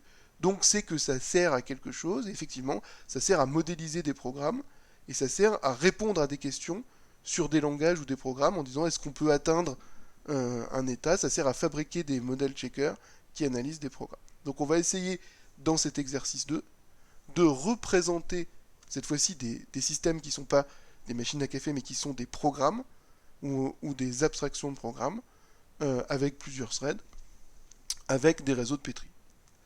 Donc là, on nous dit, question 1, on veut modéliser un unique thread qui fait le programme suivant. Il fait une tâche locale T1. Et ensuite, il crée deux threads qui exécutent chacun les tâches locales L1 puis L2. Et ensuite, il attend que ces deux threads finissent, puis il les détruit. Et enfin, il revient à l'étape 1. Donc là, on retombe dans quelque chose que vous connaissez depuis la licence, que vous avez vu en PC3R si vous y étiez l'année dernière, quelque chose qui est de threads qui peuvent créer d'autres threads, qui peuvent se synchroniser, ou qui peuvent... donc on reparle de synchronisation, de synchrone, d'asynchrone et de création de threads qui peuvent s'exécuter simultanément. Donc comment je représente cette chose-là dans mon réseau de Petri? Alors je vais l'appeler question 2.1. Je vais lui dire c'est un réseau de Petri. Et donc je vais utiliser les places pour représenter les états du système. Donc on nous dit, je vais prendre d'abord un état initial, une place pour un état initial ici, et je vais l'appeler début. Et ensuite on nous dit, ce thread il peut faire une tâche T1. Donc je vais créer une transition T1 qui représente la complétion de la tâche locale T1 par le thread. Et évidemment, pour qu'il puisse faire la tâche T1, il faut qu'il soit dans l'état début. Donc je vais faire une transition comme ça. Et puis, je vais représenter ici un état qui représente l'état après la tâche T1. Et après la tâche T1, on est là. Et là, vous voyez que je représente de manière linéaire le comportement de mon processus. Par exemple, au début, je mets un jeton dans la place début pour indiquer que mon thread est dans l'état début. Et ensuite, je peux faire la transition T1 pour dire qu'il fait la tâche T1 et j'arrive dans l'état après T1. D'accord? Donc là, je représente l'état de mon programme par un ensemble de jetons, et là, dans un cas très simple, par un unique jeton, dans des places. Donc une configuration représente l'état d'un programme. Donc ensuite, il va faire un fork. Alors, qu'est-ce qui se passe? Il se passe que je veux représenter ce fork par une transition. Et donc, je vais appeler cette transition fork. Pour pouvoir faire un fork, il faut qu'il ait fini T1. Donc, il faut qu'il soit dans l'état après T1. Et ensuite, je veux représenter l'état des deux threads fils en disant, lui, c'est fils gauche, c'est début du fils gauche, et lui, c'est début du fils droit. Et évidemment, quand il fait le fork, il va amener le fils gauche dans son état début et le fils droit dans son état début aussi. Donc vous commencez à comprendre ici ce que je suis en train de faire. C'est que je suis en train de représenter l'état du système par des jetons à certains endroits et les transitions pour passer d'un état à l'autre par des transitions ici. Alors, hop, je rajoute deux transitions et deux états qui vont représenter les calculs internes des processus fils gauche et droit. Elle, je l'appelle... comment elle s'appelle la tâche locale? Ah, ils font L1 puis L2. Donc c'est L1 gauche et L, c'est L1 droit. Et ils arrivent dans un état intermédiaire entre les deux tâches que je vais appeler inter gauche et inter droit. J'ai encore besoin de deux tâches et deux états. Pouf, pouf, pouf. Est-ce qu'on peut tout bouger d'un coup? Hop.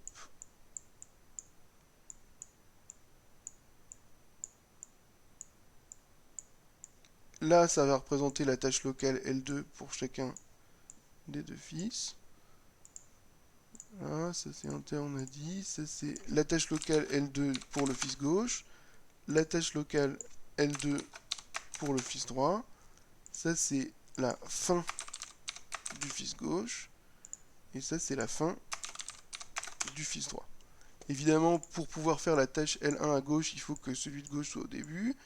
Pareil de l'autre côté. Ici aussi. Ici aussi. Et ensuite, on nous dit, quand les deux threads ont fini, comment on nous l'écrit? On va faire une attente de synchronisation des deux threads une fois qu'ils ont fini leur tâche, et on les détruit. Et donc, on va représenter la transition ici, synchronisation. Pour pouvoir faire synchronisation, il faut que le fils gauche soit à la fin et que le fils droit soit à la fin. Et on nous dit qu'on revient à l'étape 1 et on revient au début du thread principal. Et donc voilà une manière de représenter le processus qu'on nous a donné. Et normalement, on peut le faire fonctionner. Donc là, au début, vous voyez, toutes les transitions sont rouges, sauf la transition T1. Toutes les places sont vides, sauf la place début. Le fait qu'il y ait un jeton dans la place début, ça m'indique que le thread est dans l'état où on est au début du thread principal. Je fais ma transition T1. Et là, je fais passer le jeton ici. Et donc je sais maintenant, en regardant mon réseau de Petri, que je suis dans l'état juste après la tâche T1 et avant le fork. Et je peux faire qu'une seule transition, c'est le fork. Et à ce moment-là, mon thread de gauche est dans l'état début, mon thread de droite est dans l'état début. Et là, vous voyez que c'est la partie intéressante de la question, c'est que maintenant, je suis non déterministe. Je peux choisir de faire soit la transition L1 à gauche, soit la transition L1 à droite. Si je fais L1 à gauche, j'arrive dans cet état-là, et maintenant je peux faire L2 à gauche ou L1 à droite. Donc, je peux faire L2 à gauche, par exemple, et là je peux faire qu'une seule chose, puisqu'ici on attend la synchronisation, c'est L1 à droite. Et ensuite je fais L2 à droite, et ensuite je vais à la synchronisation et je reviens au début. Et je continue, etc., etc., etc. Donc là, exemple très simple, évidemment, la difficulté n'est pas... Enfin, la pédagogie ici, c'est pas la difficulté de l'exercice. Normalement, vous avez tous été capables d'écrire quelque chose qui ressemble à ça. Peut-être qu'il y a moins de transitions. Peut-être vous avez confondu place et transition. Et probablement, c'est pas grave. Ce qui compte ici, c'est de montrer qu'on peut représenter le comportement d'un programme multithreadé avec des réseaux de Petri en, en, en représentant l'état, le multi-état, si vous voulez, parce qu'il y a l'état des différents threads, par une configuration. Alors il y a des fois, certaines années, il y a des gens qui me demandent, mais on n'a pas fait de place en plus pour représenter le thread principal après le fork. Ben, on n'a pas besoin, parce que on n'est pas en train de représenter un pour un les threads, on est en train de représenter l'état global d'un système. Donc quand on est dans l'état là, par exemple, on sait que le fils gauche est dans l'état de début, le fils droit est dans l'état intermédiaire, et implicitement, on sait que le thread principal est en train d'attendre. Ce qui compte, c'est que l'ensemble des jetons dans les places dans une configuration donnée nous indique précisément l'état du système qu'on veut représenter à un moment donné. Et voilà comment on représente le non-déterminisme et, le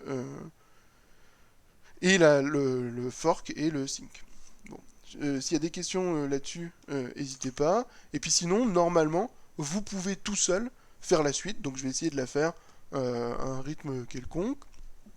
Maintenant, la question 2, c'est un programme qui fait une tâche locale T1, qui envoie un message à T2, une tâche T2, une tâche T3. Il envoie, il reçoit un message, et ensuite, ensuite c'est fini, ou il revient. Bon. T1, T2, T3, message, etc. Alors je regarde, encore une fois, ça va faire beaucoup de... Ça va faire beaucoup d'états. 1, 2, 3, 4. Attendez. 1, 2, 3, 4, 5, 6, 7, 8. 6, 7, 8. Et des transitions 1, 2, 3, 4, 5, 6, 7. Alors, ensuite, lui va vers lui, qui va vers lui, qui va vers lui, qui va vers lui, qui va vers lui, qui va vers lui, qui va vers lui, qui... blablabla, blablabla, blablabla. Hop. Et puis en même temps, ça bouge tout seul, hein. Ça, c'est l'étudiant allemand qui nous a fait ce truc.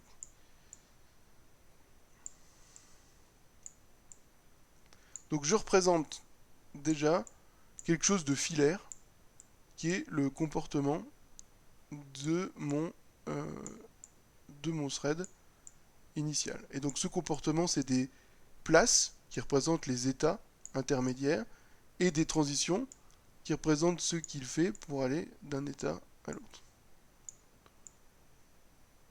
Donc au début, il est dans l'état initial, qu'on va appeler début. Il fait une transition qui est la tâche T1. Il arrive dans un état qu'on va dire après T1. Et ensuite, il envoie son message. Donc on va dire envoie message. Ensuite, il arrive dans l'état après envoi. Ensuite, il arrive dans l'état... Ensuite, une fois qu'il a envoyé son message, qu'est-ce qu'il fait? Il fait la tâche locale T2. Ensuite, il arrive dans l'état après T2. Ensuite, il fait...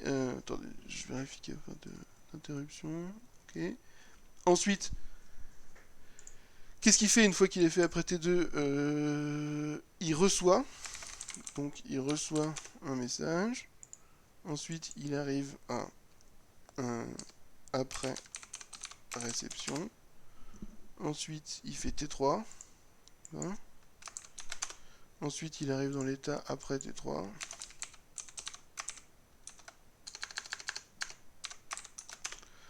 Ensuite, une fois qu'il est après T3, qu'est-ce qu'il doit faire? Il envoie un message, et après, il revient, on voit M2. Et alors, ensuite, il revient au début. Pouf, pouf. Donc voilà. Et puis, effectivement, au début, on a un jeton ici. Donc là, on a représenté un seul thread. Un seul thread, forcément, sémantique séquentielle, ça va toujours, si c'est déterministe, ça va toujours ressembler à ça. Et ressembler à un circuit où à chaque fois, il n'y a qu'une seule transition qu'on peut faire et on passe d'un état à l'état suivant. Ce qui est intéressant ici, c'est qu'en face, on mette un autre thread qui va représenter celui qui communique.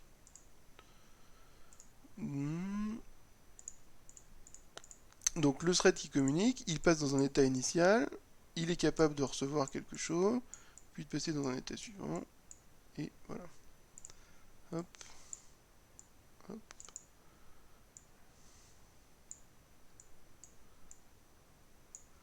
Alors, voilà un thread qui communique, qui au départ est dans un état initial, et puis je vais mettre début de l'autre. Ensuite, lui, il reçoit quelque chose. Il a un état intermédiaire ici. Là, il envoie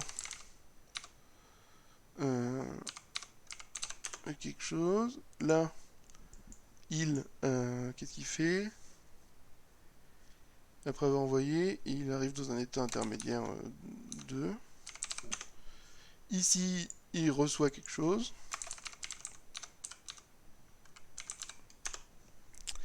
Et enfin, il est dans un état final, ici. Et alors, du coup, maintenant, il faut que je branche mes transitions entre elles. Alors, je peux faire plusieurs choses. Qu'est-ce qu'on nous dit ici? Envoi d'un message asynchrone. C'est-à-dire, je pourrais appeler cette transition-là message. Hein, d'accord? En fait, je pourrais avoir une transition ici qui s'appelle message.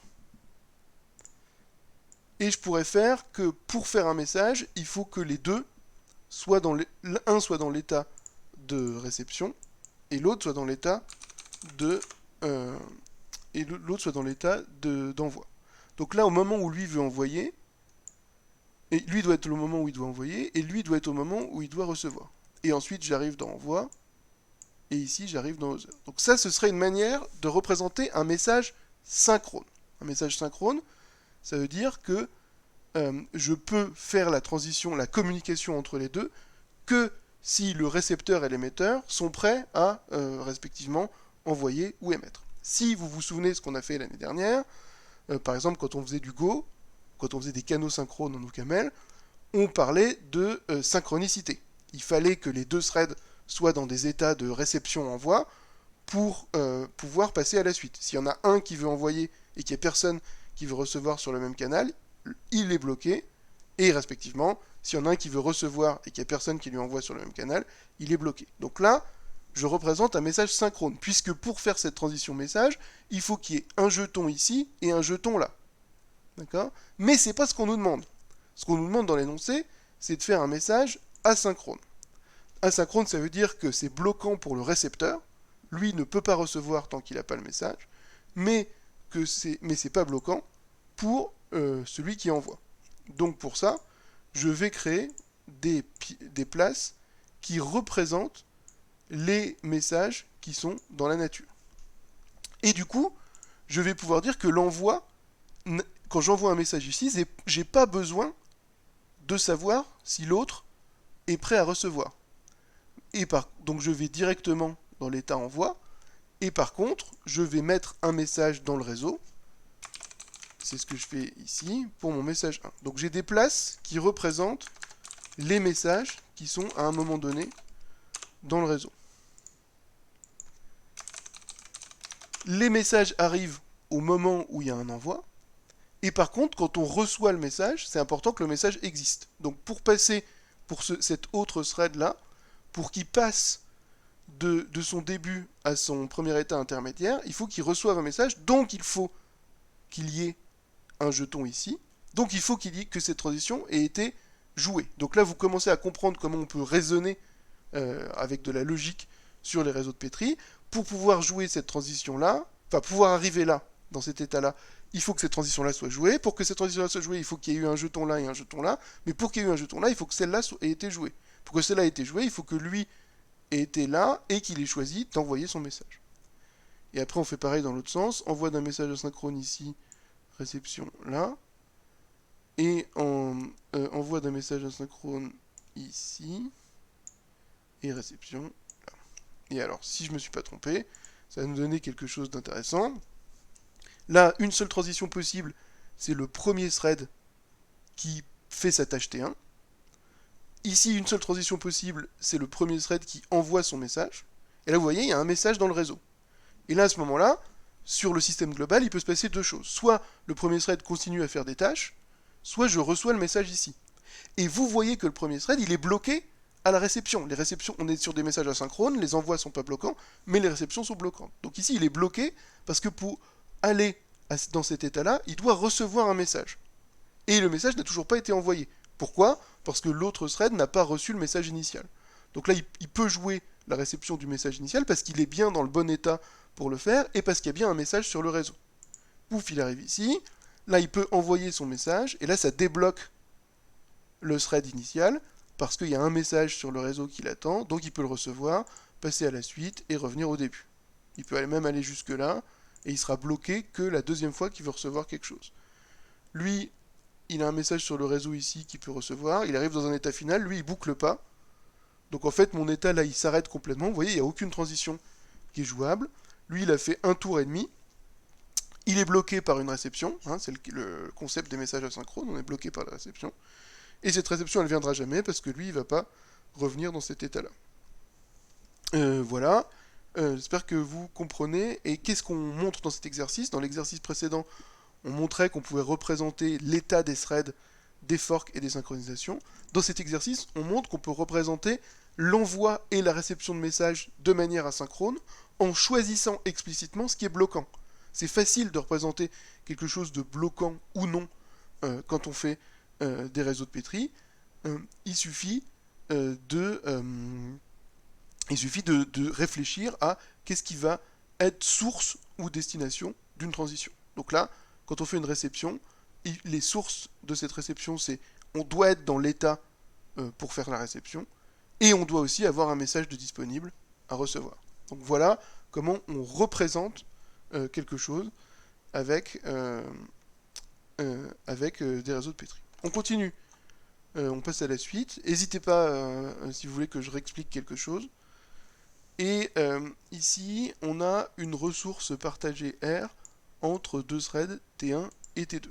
Et on veut modéliser le fait que ces deux threads vont faire chacun une tâche indépendante, mais ensuite ils vont utiliser une ressource partagée, donc par définition, qui ne peut pas être utilisée en même temps par les deux threads. Donc c'est un problème de course, et on veut montrer qu'on peut représenter avec les réseaux de Petri des problèmes de course.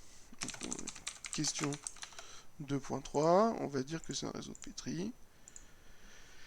Et on va représenter les états pour le thread initial. Donc transition ressource, transition 2, 1, 2, 3, 4. Et les transitions 1, 2, 3, 4, 1, 2, 3, 4. Et maintenant, on essaye de faire ce qu'il faut. Hop. Donc, n'hésitez pas à essayer. Non, peut-être j'ai pas besoin de celui-là. À essayer, vous, de le faire sur papier, de manière graphique, hein, pas la version un peu formelle. On n'a pas forcément besoin. J'ai l'impression, est-ce que je peux m'en sortir comme ça? Lui va dans lui, qui va dans lui, qui va dans lui, qui va dans lui, qui va dans lui, qui revient là. Hop. Et pareil ici, lui va dans lui, qui va dans lui, qui va dans lui, qui va dans lui, qui va dans lui, qui va dans lui. Lui c'est initial gauche. Initial gauche. Ça c'est la tâche T1 pour le bonhomme de gauche. Ça c'est avant la section critique pour le bonhomme de gauche. Ça c'est la section critique, c'est la tâche R, l'utilisation de R. Ça c'est après la section critique pour le bonhomme de gauche. Et ça c'est la tâche T2 pour le bonhomme de gauche. Et là c'est le bonhomme de droite. Donc ici c'est l'initialisation du bonhomme de droite. Ça c'est la tâche 1 pour le bonhomme de droite. Ça c'est avant de rentrer dans la section critique pour le bonhomme de droite.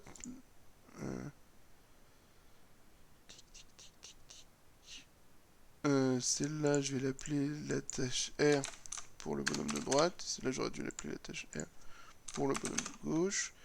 Et ici, je suis après la section critique pour le bonhomme de droite. Et là, je fais la tâche T2 pour le bonhomme de droite. Bon, ici, j'ai dessiné indépendamment mes deux bonhommes, le bonhomme de gauche et le bonhomme de droite. Et puis vous voyez, à chaque fois, je fais ce petit circuit déterministe qui dit je mets un bonhomme dans cet état-là. Hein. Au début, je vais mettre un jeton ici, un jeton là. Et après, vous voyez, là, je peux faire deux transitions, mais ça va être complètement indépendant. Ce que je veux ici, et c'est évidemment pas indépendant, c'est je veux représenter le fait qu'il ne peut y avoir qu'un seul bonhomme dans la section critique. Et là, je me dis, en fait, ça va être plus rigolo si je mets des places. Oui, c'est quand même plus clair si je mets des places pour représenter les sections critiques. Donc là, vous voyez, c'est intéressant parce que je me suis trompé. C'est pas que je me suis trompé, mais j'ai pris quelque chose de pas optimal dans la représentation de mon système. Et c'est ce que je vous disais tout à l'heure. C'est quand même assez difficile de représenter un système qu'on nous décrit par une spécification dans un langage formel. Et là, en fait, c'est mieux si je fais ça. Si je fais une place pour représenter le fait que je suis dans la section critique. Et du coup, maintenant, j'ai une transition d'entrée dans la section critique.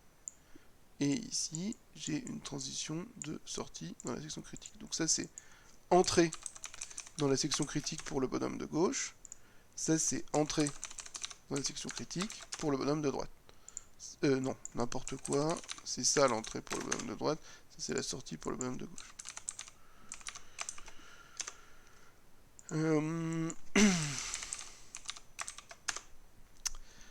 Et voilà.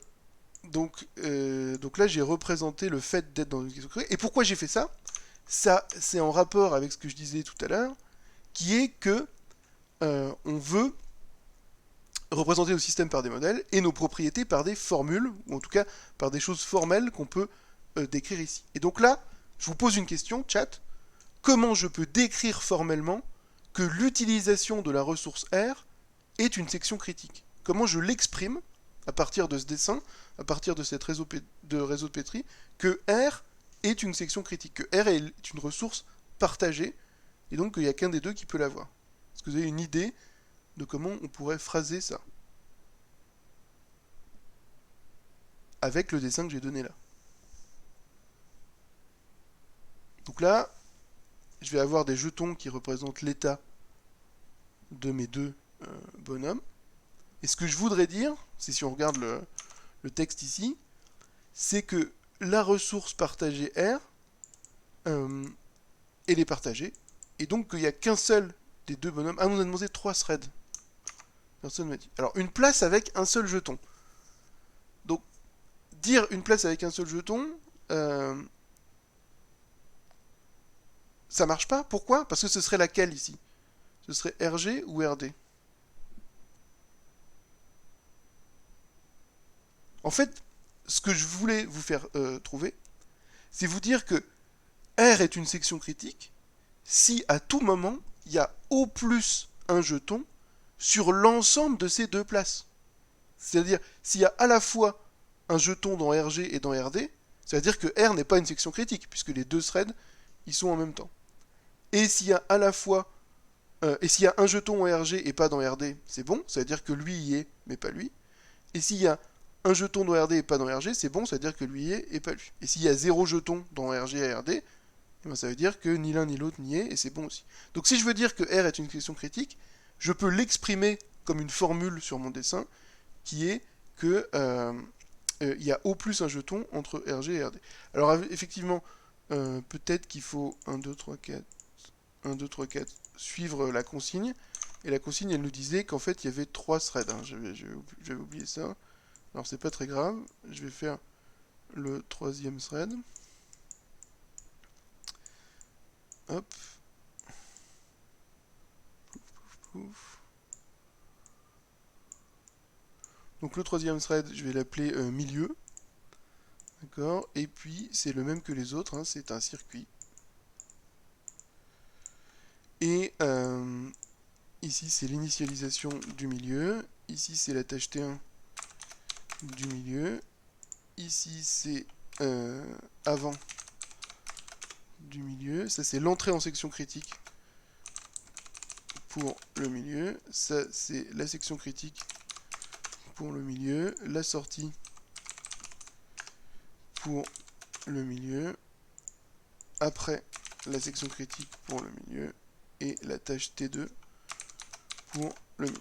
Donc voilà. Donc là, l'idée, c'est pour exprimer le fait que R est une section critique, il faut que j'ai au plus, il faut qu'à tout moment, et alors là c'est important parce que vous voyez que c'est une quantification sur toutes les transitions possibles. C'est-à-dire il faut que sur toutes les transitions possibles, à partir de cette configuration initiale, il n'y ait jamais une configuration où il y ait plus de 1 jeton si on fait la somme de les jetons qui sont ici, les jetons qui sont là, les jetons qui sont là. Donc vous commencez à comprendre comment on peut exprimer de manière mathématique une propriété sur un modèle pour ensuite essayer de la démontrer en utilisant des théorèmes, des formules, des modèles checkers, des analyseurs, etc. Donc là, je ne veux pas qu'il y ait plus de 1 jeton sur l'ensemble de ces 3 choses. Alors ça, c'est ce que je veux, c'est la propriété que je veux montrer. Maintenant, comment je vais faire pour y arriver, et c'est là que vous m'avez répondu des choses, c'est que je vais faire une place, je vais utiliser une place spéciale avec un seul jeton qui va représenter la ressource. Donc là, probablement, vous savez déjà le faire, c'est pour ça que vous avez répondu ça. Si j'utilise une place spéciale avec la ressource, et je demande pour que quand on rentre, donc je la mets là, pour que quand on rentre dans la section critique, on a besoin de la ressource. Du coup, les 3 transitions entrées, non seulement elles demandent à ce que le processus correspondant soit dans l'état avant la section critique, mais elles demandent en plus à ce que cette ressource soit disponible. Cette ressource, je pourrais l'appeler un jeton, peut-être que ça rentrerait en conflit avec la notion de jeton ici, et le jeton, il est récupéré lorsqu'on sort de... alors comme je peux pas faire des trucs courbes, ça va donner quelque chose de pas trop lisible. Est-ce que je peux la bouger à un endroit? Je vais la mettre là. Et au début, je mets un jeton dans cette ressource. Et là, je peux garantir, alors je pourrais le prouver, hein, si je sais faire des choses sur les réseaux de Petri, je peux le prouver formellement, mais je peux garantir qu'il n'y aura jamais plus d'un jeton dans ces trois places. Évidemment, il peut y avoir un jeton dans ces trois places, hein, il suffit que je fasse d'abord cette transition-là, puis celle-là, vous voyez, il y a un jeton ici, un jeton là, un jeton là, mais c'est pas vrai pour ici. Pourquoi? Imaginons que c'est celui du milieu qui rentre dans la section critique, il a pris le jeton là, et vous voyez, ça rend ces deux transitions inaccessibles. La seule chose que je peux faire, c'est le faire sortir lui de la section critique. Et après, ça libère la section critique. Si lui rentre dedans, lui peut plus rentrer dedans. Et lui sera bloqué ici aussi. Donc là, je rejoue. Et puis, voilà. Donc quand les trois sont ici, le premier qui fait sa transition entrée invalide les transitions entrées pour les deux autres. Et là, le fait qu'il y ait une ressource ici veut dire on peut rentrer dans la section critique. Le fait qu'il n'y ait plus de ressources ici veut dire quelqu'un est dans la section critique à ce moment-là. Donc voilà, je pense que vous comprenez, que c'est pas trop difficile à comprendre, cette histoire de j'ai représenté mes trois threads, et puis j'ai fait cette ressource qui empêche qu'à un moment, il y ait plus d'un thread qui soit dans la section critique. Je pense que vous comprenez, mais ce que je veux que vous visualisiez, c'est pourquoi je vous montre ça. J'essaye de vous convaincre, depuis le début de ce TD, qu'on peut utiliser les réseaux de Petri pour modéliser des problèmes réels et qu'on les utilise de fait pour modéliser des problèmes réels. Et je veux que vous compreniez comment on fait, c'est pour ça qu'avec ces exemples, je vous montre des exemples de comment on peut faire du non-déterminisme, comment on peut représenter l'absence de quelque chose, comment on peut fork pour représenter le fait qu'un thread va donner lieu à va lancer deux threads, et je vous montre ici comment on peut représenter des messages asynchrones avec des envois qui ne sont non bloquants, mais des réceptions qui sont bloquantes. Et je vous montre ici comment on peut représenter des problèmes de section critique en utilisant une ressource là. Alors, je crois que il me reste pas beaucoup de temps, puis comme j'ai TD cet après-midi, je peux pas trop dépasser. Du coup, je vais sélectionner quelque chose d'intéressant ici. Donc la question 4, si vous regardez, en fait, c'est la question 5. Enfin, c'est une instance de la question 5. Et donc, je vais faire ça. Je vais essayer de représenter le problème du dîner des philosophes, dont Carlos a parlé en cours ce matin, vous avez dû le voir sur ces transparents. Si vous avez fait PC3R l'année dernière, c'est un problème que vous connaissez bien. Et c'est une histoire qui représente un problème qui arrive assez souvent quand on programme de la concurrence n'importe comment, c'est-à-dire quand on programme de la concurrence. Et qui se produit, c'est le problème d'avoir deux ressources qui vont créer un interblocage. Alors, j'essaye de faire un dîner des philosophes à trois personnes. Attention. Philosophe. Pouf, pouf. Et donc, le philosophe, il est dans l'état dormir. Il dort. Il peut se réveiller. Attendez. Il dort. Non, il peut prendre une fourchette. Il a une fourchette. Il mange. Il n'a plus qu'une fourchette, il redort. Donc il m'en faut 4 par philosophe. Et du coup, 4 transitions.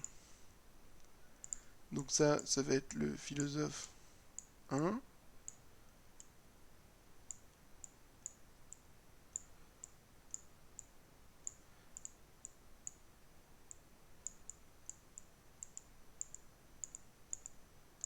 Et il faut que je fasse la même chose pour les deux autres. Donc là, vous voyez, hein, cette histoire de circuit que je fais à chaque fois, ça représente le comportement d'un seul thread ou processus ou entité. Et souvent, après, j'ai besoin d'autres choses pour lier entre elles les transitions, pour représenter les interdépendances entre les threads ou les processus. Bon, je sais pas, peut-être que si vous arrivez à avoir PN Editor, Vous irez plus vite que moi, je sais pas trop. Cet outil de cet étudiant allemand, finalement, bon, il est pas si mal. Et je vais quand même mettre des noms, ça va prendre du temps, mais c'est important. Donc ça, c'est le philosophe 1 qui dort, donc je vais l'appeler D1. Ça, c'est le philosophe 1 qui prend fourchette gauche, donc je vais l'appeler P fourchette gauche de 1. Ça, c'est le philosophe 1 qui a fourchette gauche, donc je vais l'appeler fourchette gauche de 1. Ça, c'est le philosophe 1 qui prend fourchette droit, donc PFD1.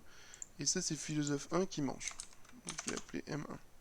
Ça, c'est le philosophe 1 qui repose fourchette droite.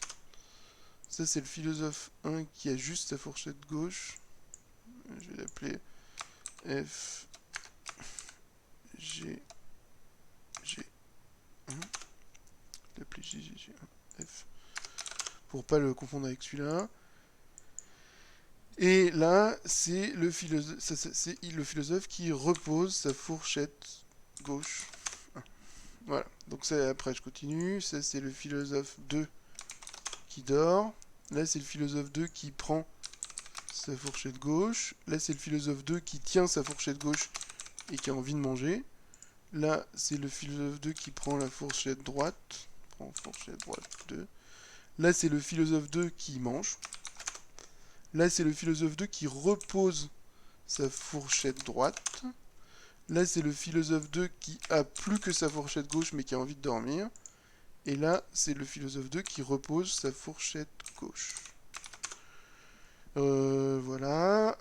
Ça, c'est le philosophe 3 qui dort. Donc D3. Le philosophe 3 pose sa fourchette gauche. Le philosophe 3 ne tient que sa fourchette gauche, mais il a faim. Le philosophe 3 prend sa fourchette droite et il peut manger.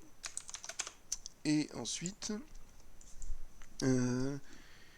qu'est-ce qui se passe? Une fois qu'il a mangé, il repose sa fourchette droite.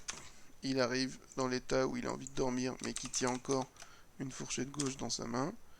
Il repousse sa fourchette gauche. Et c'est fini. Donc voilà, j'ai représenté mes trois philosophes. Et maintenant, je vais représenter les fourchettes. Les fourchettes, c'est des choses à deux états. 1, 2, 3, 4, 5, 6. Là, je vais avoir la fourchette numéro 1. Là, la fourchette numéro 2. Et là, la fourchette numéro 3. Et du coup, la fourchette numéro 1, là, ça veut dire dispo 1. Là, elle est disponible. Et là, elle est... ah non, attendez, j'ai même pas besoin de dispo. J'ai même pas besoin de ça, en fait. J'ai besoin de 3 places qui représentent le fait qu'une fourchette est disponible. Ça, c'est la fourchette dispo 3. Et ça, c'est la fourchette dispo 2. Alors, la fourchette 1, c'est la fourchette de... Alors, attendez, je me tourne. C'est la fourchette de gauche du philosophe 1. Donc, quand il prend sa fourchette de gauche, c'est elle qui prend. Et quand il repose sa fourchette de gauche, c'est elle qui repose. Ouais.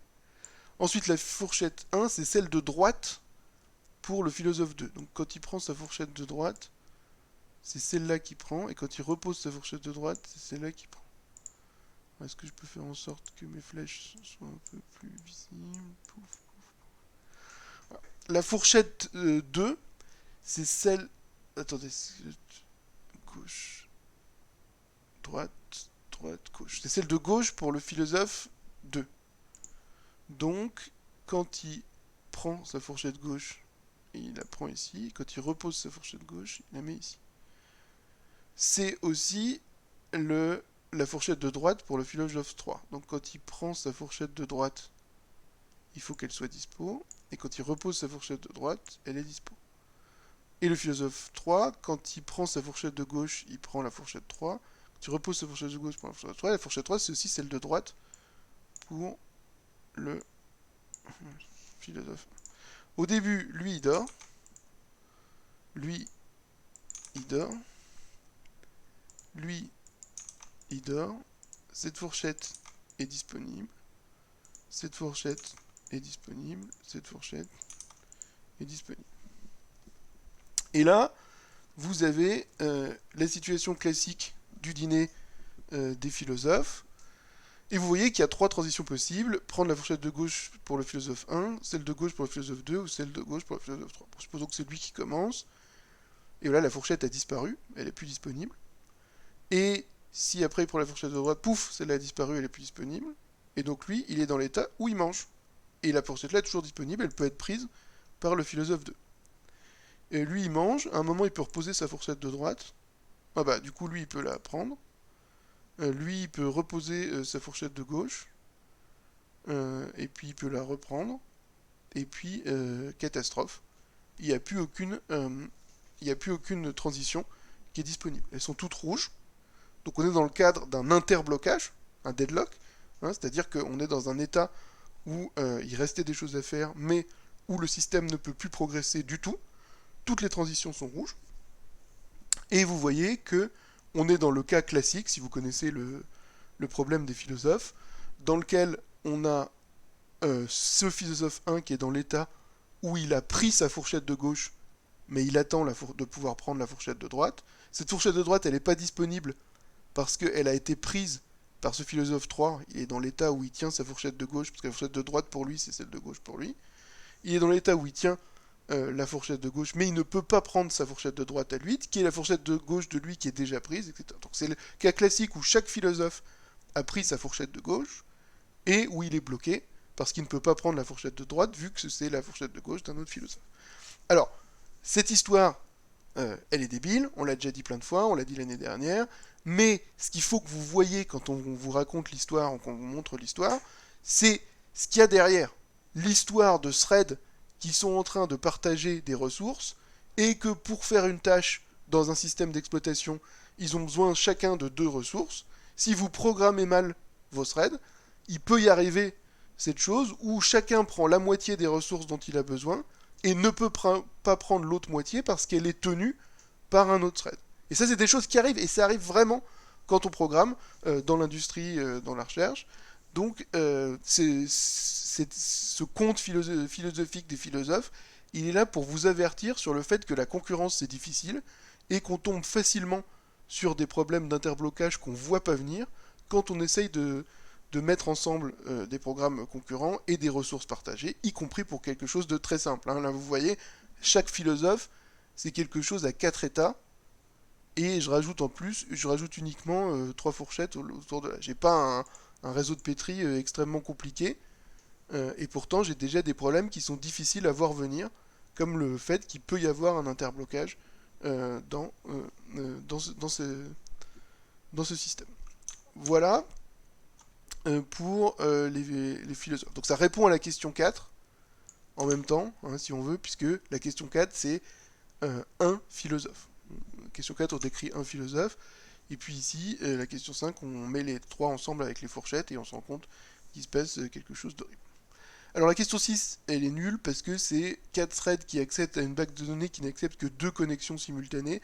C'est la même que la question 3, sauf que s'il y a 2 connexions simultanées, qu'est-ce qui va changer? D'accord? Alors j'attends que vous répondiez sur le chat. Allez-y, chat. Ici, j'ai une ressource partagée, une section critique. Ce que je veux faire, c'est représenter 4 threads, donc il faut que j'en fasse un autre. Et je veux représenter le fait que 2 threads seulement peuvent se connecter en même temps à la base de données. Donc comment je représente ça?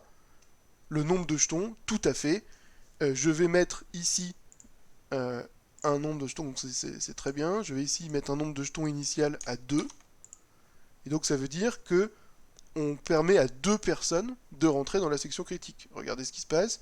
Lui rentre ici, et là il reste encore un jeton. Donc un des 2 peut rentrer. Par exemple, lui rentre. Ils sont tous les 2 dans la section critique, mais lui ne peut pas rentrer, puisqu'il n'y a plus de jetons disponibles. Par contre, dès qu'il y en a un qui sort, même si lui reste en section critique, il a libéré un jeton là, et donc lui peut prendre ce jeton et rentrer dans la section critique. Donc la réponse à cette question, elle est plutôt simple. C'est avec le nombre de jetons, on peut paramétrer le nombre de threads, le nombre d'entités qui accèdent en même temps à un état donné. Hein, et c'est un autre degré de liberté sur lequel on peut jouer quand on fait des réseaux de Petri pour représenter plus précisément des systèmes réels. Alors, le dernier, il a l'air rigolo.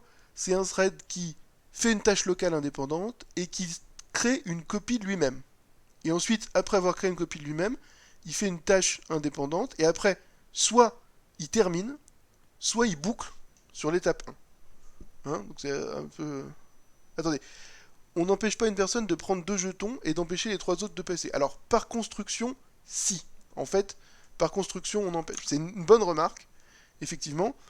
Par construction, on fait que pour pouvoir, quand on utilise un jeton, on l'utilise par la transition entrée, et on n'en prend qu'un. Hein. C'est-à-dire pour faire, à moins qu'on ait mis un poids de 2 sur cette arête, ce qu'on n'a pas fait, pour faire cette transition, on prend qu'un seul jeton. Ce qui veut dire que un jeton ne peut pas être mobilisé par plus d'une personne. Pourquoi? Parce que pour prendre un jeton, il faut que je fasse la transition entrée. Pour faire la transition entrée, il faut que je sois dans cet état-là. Et le fait de faire la transition entrée, prends un jeton ici, me met dans cet état-là. Je ne peux pas reprendre un autre jeton, c'est-à-dire refaire cette transition-là, sans faire tout le tour. Et pour faire tout le tour, il faut que je sorte ici, et donc que je remette un jeton. Donc on peut montrer qu'un seul de ces threads prend au maximum un jeton de la ressource. Mais vous avez raison de poser votre question. Parce que ce que je viens de faire là, c'est une sorte de démonstration avec les mains, pour vous convaincre. Vous avez l'air convaincu, mais j'ai pas fait les choses formelles. Et effectivement, il faudrait prouver, c'est quelque chose de pas trivial, mais on peut le faire, hein, mais il faudrait prouver qu'un thread ne prend jamais plus d'un jeton. Donc vous avez donné un petit peu l'idée du raisonnement. Ce serait de dire, pour prendre un jeton, il faut passer par là. Pour passer par là, il fallait être là. Si on veut reprendre un jeton, il faut être là. Mais pour être là, il faut avoir relâché son jeton. Donc, on n'en prend qu'un à la fois. Mais du coup, ça montre que quand on fait des choses sur des réseaux de Petri, il y a plein de choses à prouver. Et pour les prouver, on utilise les techniques de preuve standard, de logique, en disant on raisonne par l'absurde, ou alors par déduction, on dit que si on était là, alors ça veut dire qu'on était là avant, et donc on était là avant, et on essaye de remonter les transitions comme ça. Donc effectivement, vous avez raison de poser cette question.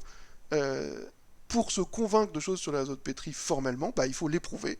Et donc il y a toute une industrie de la preuve sur les réseaux de Petri qui existe dans le monde de la recherche, où on explique comment on peut prouver certaines propriétés. Alors les propriétés les plus intéressantes, ça va être des propriétés d'accessibilité. Est-ce qu'on peut arriver à mettre un jeton dans tel endroit? Vous représentez votre avion, puis vous avez un endroit qui est explosion parce que la pression dans une aile est plus grande. Enfin, j'y connais rien en avion, mais vous voyez l'idée. Et vous démontrez que c'est pas possible de mettre un jeton dans cet endroit, parce que si on mettait un jeton dans cet endroit, ça voulait dire qu'on est passé par tel endroit, et on remonte toute la zone comme ça. Donc ça vous donne une idée un petit peu de comment on les manipule dans la vraie vie, entre guillemets, les réseaux de Petri. Alors, une tâche indépendante T1, un nouveau thread P, et une tâche T2. Hop. Alors, mon dernier, ça va être la question 2.12, je ne me rappelle plus du numéro, c'est un réseau de Petri. Et on a un état initial, une transition, l'état après avoir fait sa transition. Qu'est-ce qu'on a dit qu'il faisait dans sa transition? On a dit qu'il crée un nouveau thread, fait une tâche indépendante, et choisit entre la terminaison ou le retour à l'étape 1. Alors,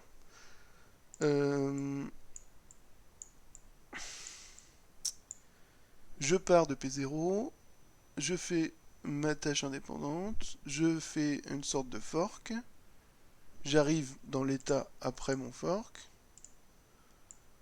une fois que je suis de...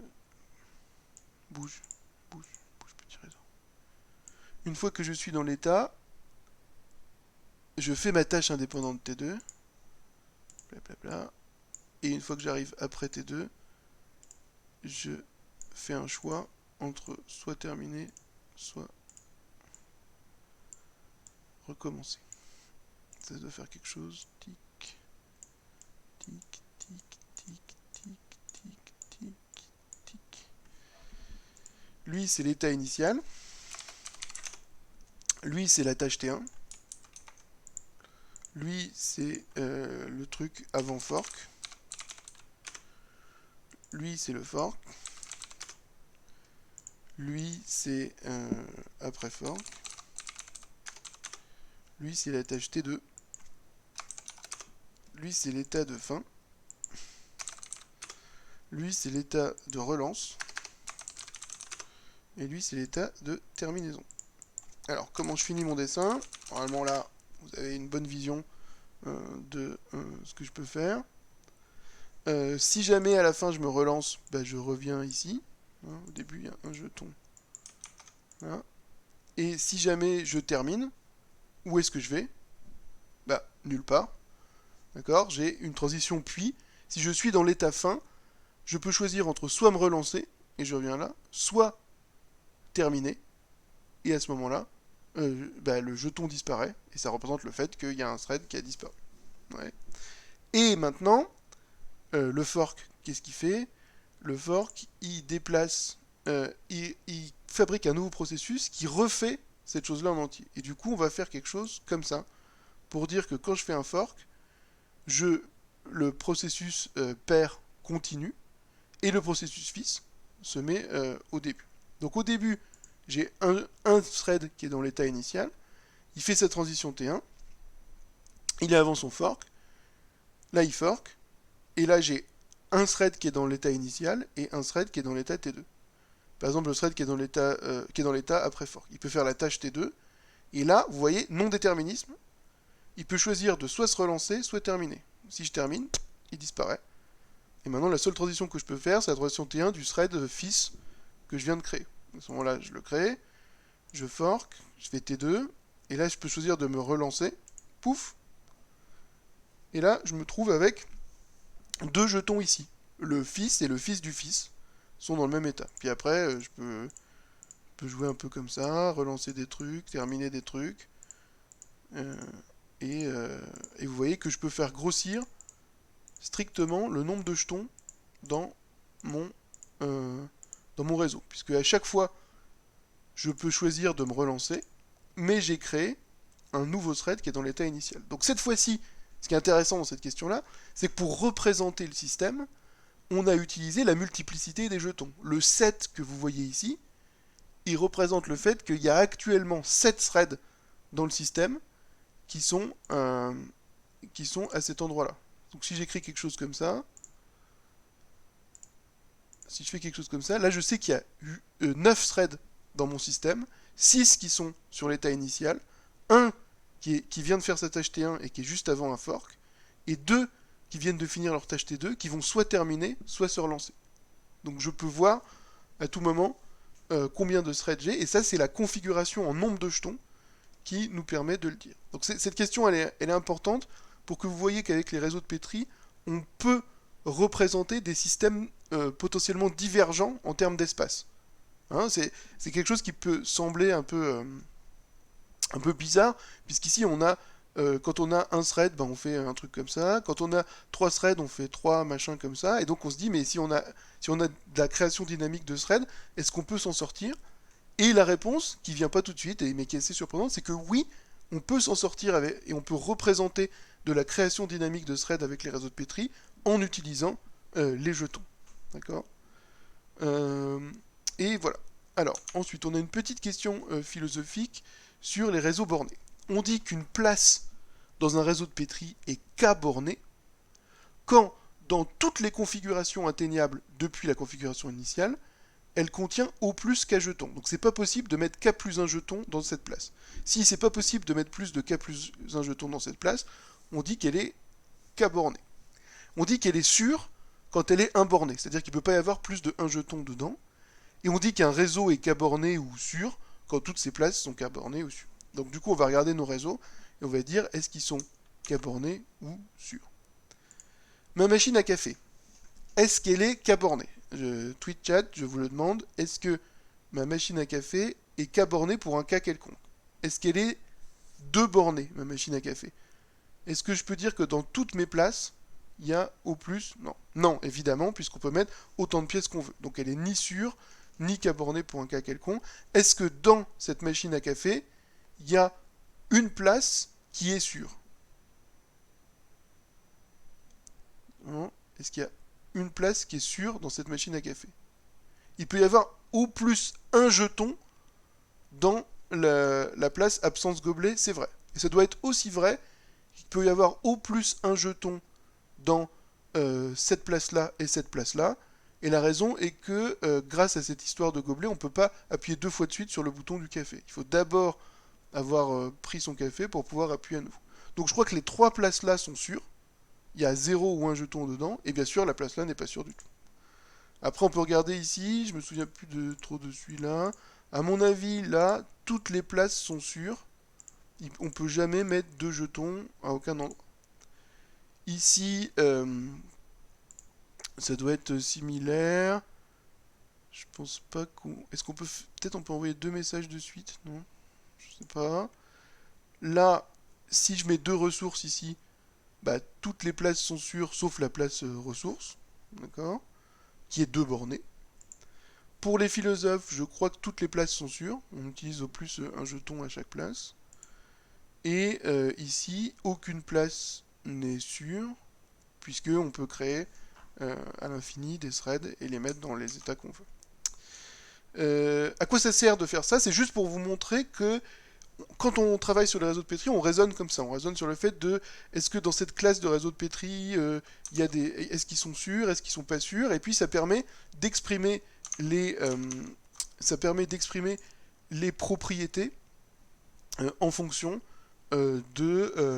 enfin d'exprimer des formules, dans des formules en disant bah si on veut exprimer le fait qu'il peut y avoir au plus un thread dans tel état, on va dire qu'il y a au plus un jeton qui représente les threads dans telle place, et donc que on va dire cette place est sûre. Donc c'est juste pour vous dire qu'on invente toute une série de mots, de vocabulaire pour décrire certains cas particuliers de réseaux de Petri, pour pouvoir les étudier, les analyser quand ils représentent des systèmes réels, et puis en ressortir une propriété du système réel.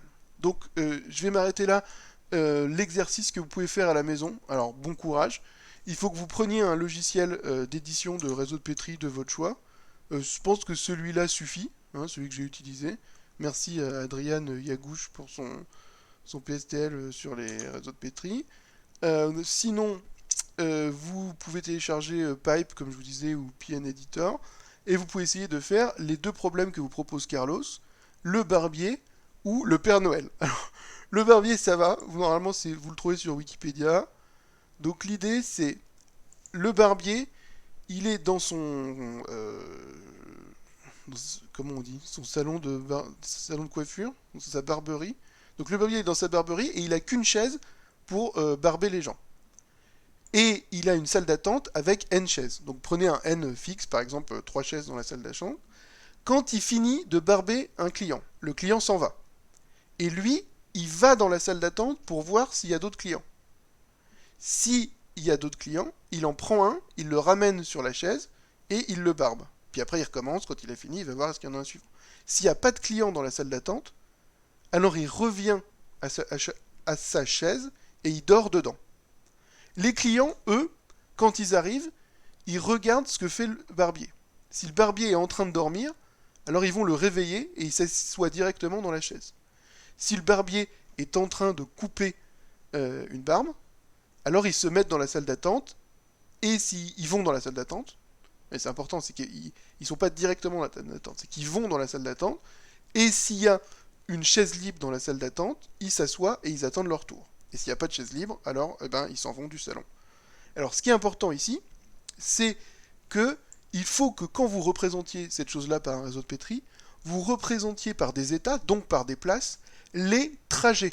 Le fait que le barbier peut être entre sa chaise et la salle d'attente, parce qu'il est en train d'aller voir s'il y a quelqu'un dans la salle d'attente. Et le fait qu'un client peut être entre la salle d'attente et la chaise, parce qu'il est en train d'être parti pour réveiller le barbier, etc. etc. Pourquoi c'est intéressant? Parce qu'on va retomber sur des problèmes de deadlock qui vont arriver à certains moments.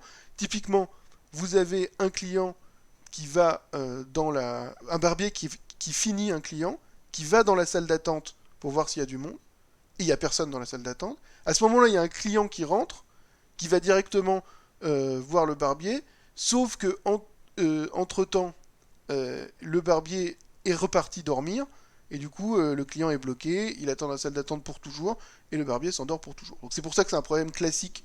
C'est pareil que les philosophes, une petite histoire qui en fait exprime des choses qui se passent vraiment dans des vrais programmes et qui sont indésirables. Et donc c'est un bon exercice d'essayer de le modéliser en réseau de Petri. Ça fait beaucoup d'états, et puis vous pouvez essayer ensuite de les lancer. Le problème du Père Noël, Alors, il n'y a pas beaucoup plus de gens que... Enfin, j'ai pas rencontré beaucoup plus de gens que Carlos qui le connaissent exactement, donc j'ai essayé de trouver... Alors, je l'ai trouvé l'année dernière dans un article, puis depuis j'ai perdu l'article, donc là je l'ai trouvé sur un site. Donc c'est le Père Noël, il a des elfes et des reines. Et les elfes fabriquent des jouets, mais des fois ils peuvent avoir des problèmes. Et les reines sont parties en vacances, et il faut qu'ils reviennent de vacances tous les 9. Donc les elfes, quand ils ont des problèmes, ils se mettent dans une salle d'attente où ils attendent d'être 3 pour réveiller le Père Noël. Quand ils réveillent le Père Noël leur fixe leurs problèmes. Et ensuite, ils repartent au travail, le Père Noël repart dormir et attend qu'il y ait à nouveau 3 elfes qui soient prêts à le réveiller. Euh, et si jamais le Père Noël, quand il se réveille, et avec les 3 elfes, il se rend compte que les reines, au départ il y a 9 reines parties en vacances, ils reviennent un par un, si les 9 reines sont revenues, alors il arrête tout et il part en tournée pour distribuer les cadeaux. Et après il y a des histoires compliquées. C'est le dernier reine qui doit aller chercher le Père Noël, et les autres ils attendent que le dernier reine arrive. Bon voilà. Bon alors, donc c'est encore un autre problème plus ou moins classique. Et pareil, vous pouvez essayer de le trouver sur le net et essayer de le modéliser avec des réseaux de Petri pour voir si ça peut bloquer à un moment ou un autre. Voilà, donc je m'arrête là pour aujourd'hui. Vous avez vu que c'est un peu expérimental comme, comme TD. On s'est un peu fait... je coupe au B